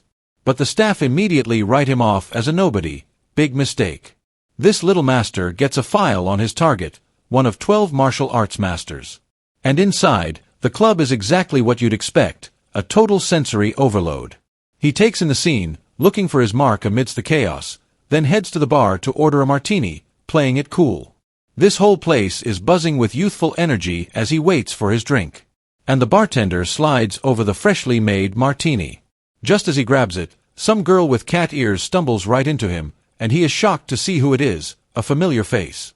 She is just as stunned, asking what the hell he is doing here, then immediately calls him a pervert and shoves him away. He fires back, asking why she is here and roasting her outfit. Bold move, dude. Our guy just sips his drink, claiming to be a respectable person while she calls him out on the lie. Our guy gets the signal on his phone. The transaction is officially on. He brushes off the cat ear girl, warning her to get out before things get messy. Down the hall, he approaches the VIP room, complete with a two-man security detail. Lighting a smoke, he confirms this is definitely the place. This guard tries to stop him with a QR code, because even thugs are high-tech now. But these bouncers are immediately sent stumbling back in shock. Because he has already taken them both down with barely a flick of his wrist, a quick flash shows him dodging the first punch with ease, then countering with a brutal elbow to the second guard's gut. And one final shot sends the first guy flying backwards. He sighs over the downed guards, concluding that violence was the only solution. What a philosopher. Stepping inside, he crashes a room full of suits mid-deal. A bodyguard in shades immediately pulls a gun on him. But our guy just calmly announces their little business meeting is cancelled. This gunman gets held back by another suit, who is clearly trying to de-escalate. This of course infuriates the boss, who orders his men to attack. Two bald goons with batons charge forward. The B-team has arrived, so he just rips a decorative panel right off the wall and uses it to absolutely flatten the first attacker. This boss can only stare, completely stunned by the sudden chaos. This suit in charge recognizes Wang Han is from the 10 Elder Society, but does not know his name. So our boy just casually introduces himself, Wang Han. This guy immediately switches to full-on grovel mode, calling him ninth young master and ending the deal. But the original hothead boss is not having it, pulling his gun and declaring this is his territory. In response, Wang Han just hurls that decorative vase right at his face. It connects perfectly, knocking the gun right out of his hand. So much for being in charge. Standing over the downed goon, he drops a cool line about watching your mouth. Then he just sits down, lights up, and gets right back to business, asking for the boot ahead. This other suit offers him anything else, but Wang Han is only here for one thing. Getting real close, the suit smirks, asking if the ninth young master came alone. And just like that, it is a trap. Two more guns are pointed right at his head. Wang Han, completely unfazed, just dares them to take the shot. Someone actually pulls the trigger. But he is totally fine with a fresh bullet hole in the wall right behind him. This suit warns him that taking the boot ahead means stepping into an abyss. Wang Han's only reply is to hold out a bag and demand the item. This boss orders his men to hand it over, but his subordinate is clearly confused. So he fires a warning shot right past the guy's ear to speed things along. This terrified goon immediately scrambles to pack the boot statue into the bag. With the prize in hand, the boss gives one last warning. Once he leaves, there is no turning back. Wang Han secures the bag, getting a final ominous warning about the life he has chosen. With a casual wave goodbye, he leaves the suit to handle the aftermath. This remaining goons are completely lost, slowly realizing they just got steamrolled by a VIP. Back in the room, the bruised boss demands to know where his backup is. He grabs the suit for answers, only to be told his allies are long gone. This suit then gives him some friendly advice. Learn about the 10 elders before you try anything stupid. And that name absolutely terrifies the boss, who clearly knows the reputation. He finally connects the dots, realizing this is the same guy who took out Bald Lou. But the suit just gives him a stone-cold look, basically saying, "We do not answer to you." At the elevator, Wang Han's exit is interrupted by some thugs carrying a familiar face. It is Cat Ear Girl, clearly out of it, as the creeps make some gross promises to cool her off. He instantly recognizes her, roasting her internally for getting caught on a mission. Deciding he is her personal hero for the day, he sighs and follows them. This elevator opens into a hallway that is just an explosion of pink and red, very tasteful. Hearing some wild music, he gets a little curious about what is behind the door. He peeks in to find the girl cuffed to a pole, surrounded by shirtless dudes, so that kind of party. Our boy is genuinely stunned, wondering if he just walked into an R-rated scene. She is still just complaining about the heat, totally oblivious to the danger. One of the shirtless goons finally spots him and angrily tells him to get out, which is immediately followed by a massive fist flying right for Wang Han's head. Wang Han effortlessly blocks the incoming punch, not even a challenge. While holding the first guy, another one charges in for a team-up. So he just uses one goon's face to knock out the other, problem solved. A third guy with his pants down tries the "do you know who I am" routine, a classic. And Wang Han's response is a swift kick to the jaw because no, he does not care. With the trash taken out, he turns to Cat Ear Girl, who is still complaining about the heat. She is clearly not in her right mind, trying to take her top off. Our boy grabs a water bottle, deciding a cold shower is the only cure here. He helps her drink some water, trying to bring her back to reality. Getting her to her feet, he complains about how much trouble this is. Grabbing a shower head, he tells her getting wet is the better option right now. He leads her toward the bathroom, with her still completely out of it. Ready with the shower head, he prepares to give her a much-needed cool down. She finally gets some relief as the cold water hits her. 15 minutes later, he is just chilling with a smoke while the goons are still out cold. Now sober and in a towel, she sheepishly thanks him for the save. After he plays it cool, she immediately turns and kicks the unconscious guys just to be sure. She then accuses him of seeing everything, while he claims he is the victim here. This does not go over well as she is completely mortified. Making his exit, he tells her to get dressed, but she warns him to keep his mouth shut. She stops him on his way out, suddenly very suspicious of his new bag. He tries to play it off as a simple errand, but she demands to see what is inside. With a quick tug, she rips the bag open, revealing the stolen Buddha head busted. She immediately accuses him of theft, while he scrambles with the excuse that he is just returning it. He makes a break for it, shouting a goodbye to Officer Yang, so that is her job. This officer just screams after him, promising to hunt him down if that head is not back by tomorrow. Downstairs, Wang Han is met by the very goons he just steamrolled, and the bandaged-up boss is now bowing, calling him Ninth Prince and offering him the run of the place. Our boy just brushes it off as a misunderstanding before asking for a ride-home total power move. This boss immediately orders a carriage for him, while Wang Han takes a call. On the phone, he confirms he has the goods, but decides he will hang on to them for a while, which immediately backfires as he realizes Officer Yang is now going to hunt him relentlessly. Later, he is in an apartment telling some woman in lingerie to put some clothes on, but she just smirks, saying clothes are pointless when he is around. He tosses her a jacket, warning her that someone named Gyu Gyu is coming home soon. She asks where his asterisk wife Su Chi is, and he just snaps back that it is none of his business. Ignoring her completely, he texts his honey to order some light food for delivery. This scene transitions with a shot of the daytime sky, and now the woman is following him outside, claiming he belongs to her during the day. He calls her out on her nonsense, so she threatens him to pay back his debt with his body if necessary. As Wang Han walks with his companion, they stumble upon some lone shark shaking down a woman. This lead goon grabs her, making some seriously creepy demands for the night. But the woman being harassed suddenly recognizes Wang Han, which gets the thug's attention. Wang Han tries to explain he lives nearby, but the thug just escalates with insults. Our boy steps in, telling them to knock it off and stop causing a scene. This thug pulls out a contract, insisting he is just a humble debt collector doing his job. His excuse is that she only paid the principal, not the insane interest they tacked on.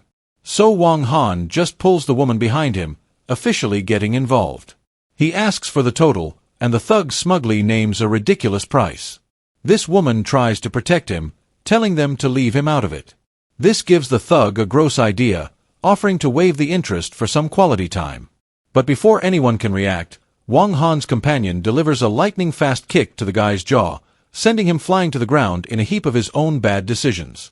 She then stands over the mess and drops a bombshell. "I am Wang Han's wife." Wang Han is completely blindsided, trying to tell the other woman she is just a friend, awkward. Wang Han, now back on his feet, orders his crew to grab both women, clearly not caring about the drama. His two goons charge forward, ready for some payback for their boss's face. And she just effortlessly launches into an aerial kick, taking one down immediately. This second goon gets a brutal elbow for his trouble as she calls them pathetic. In seconds, all three thugs are on the ground, completely stunned by her skills. This self-proclaimed wife stands over the goon, clearly not done with her fun. Wang Han tells the other woman, Sister Lily, that he is heading to the company, but she is worried about leaving the fighter alone. While the thugs beg Grandma for mercy, Wang Han just casually reassures Lily they will be fine somehow.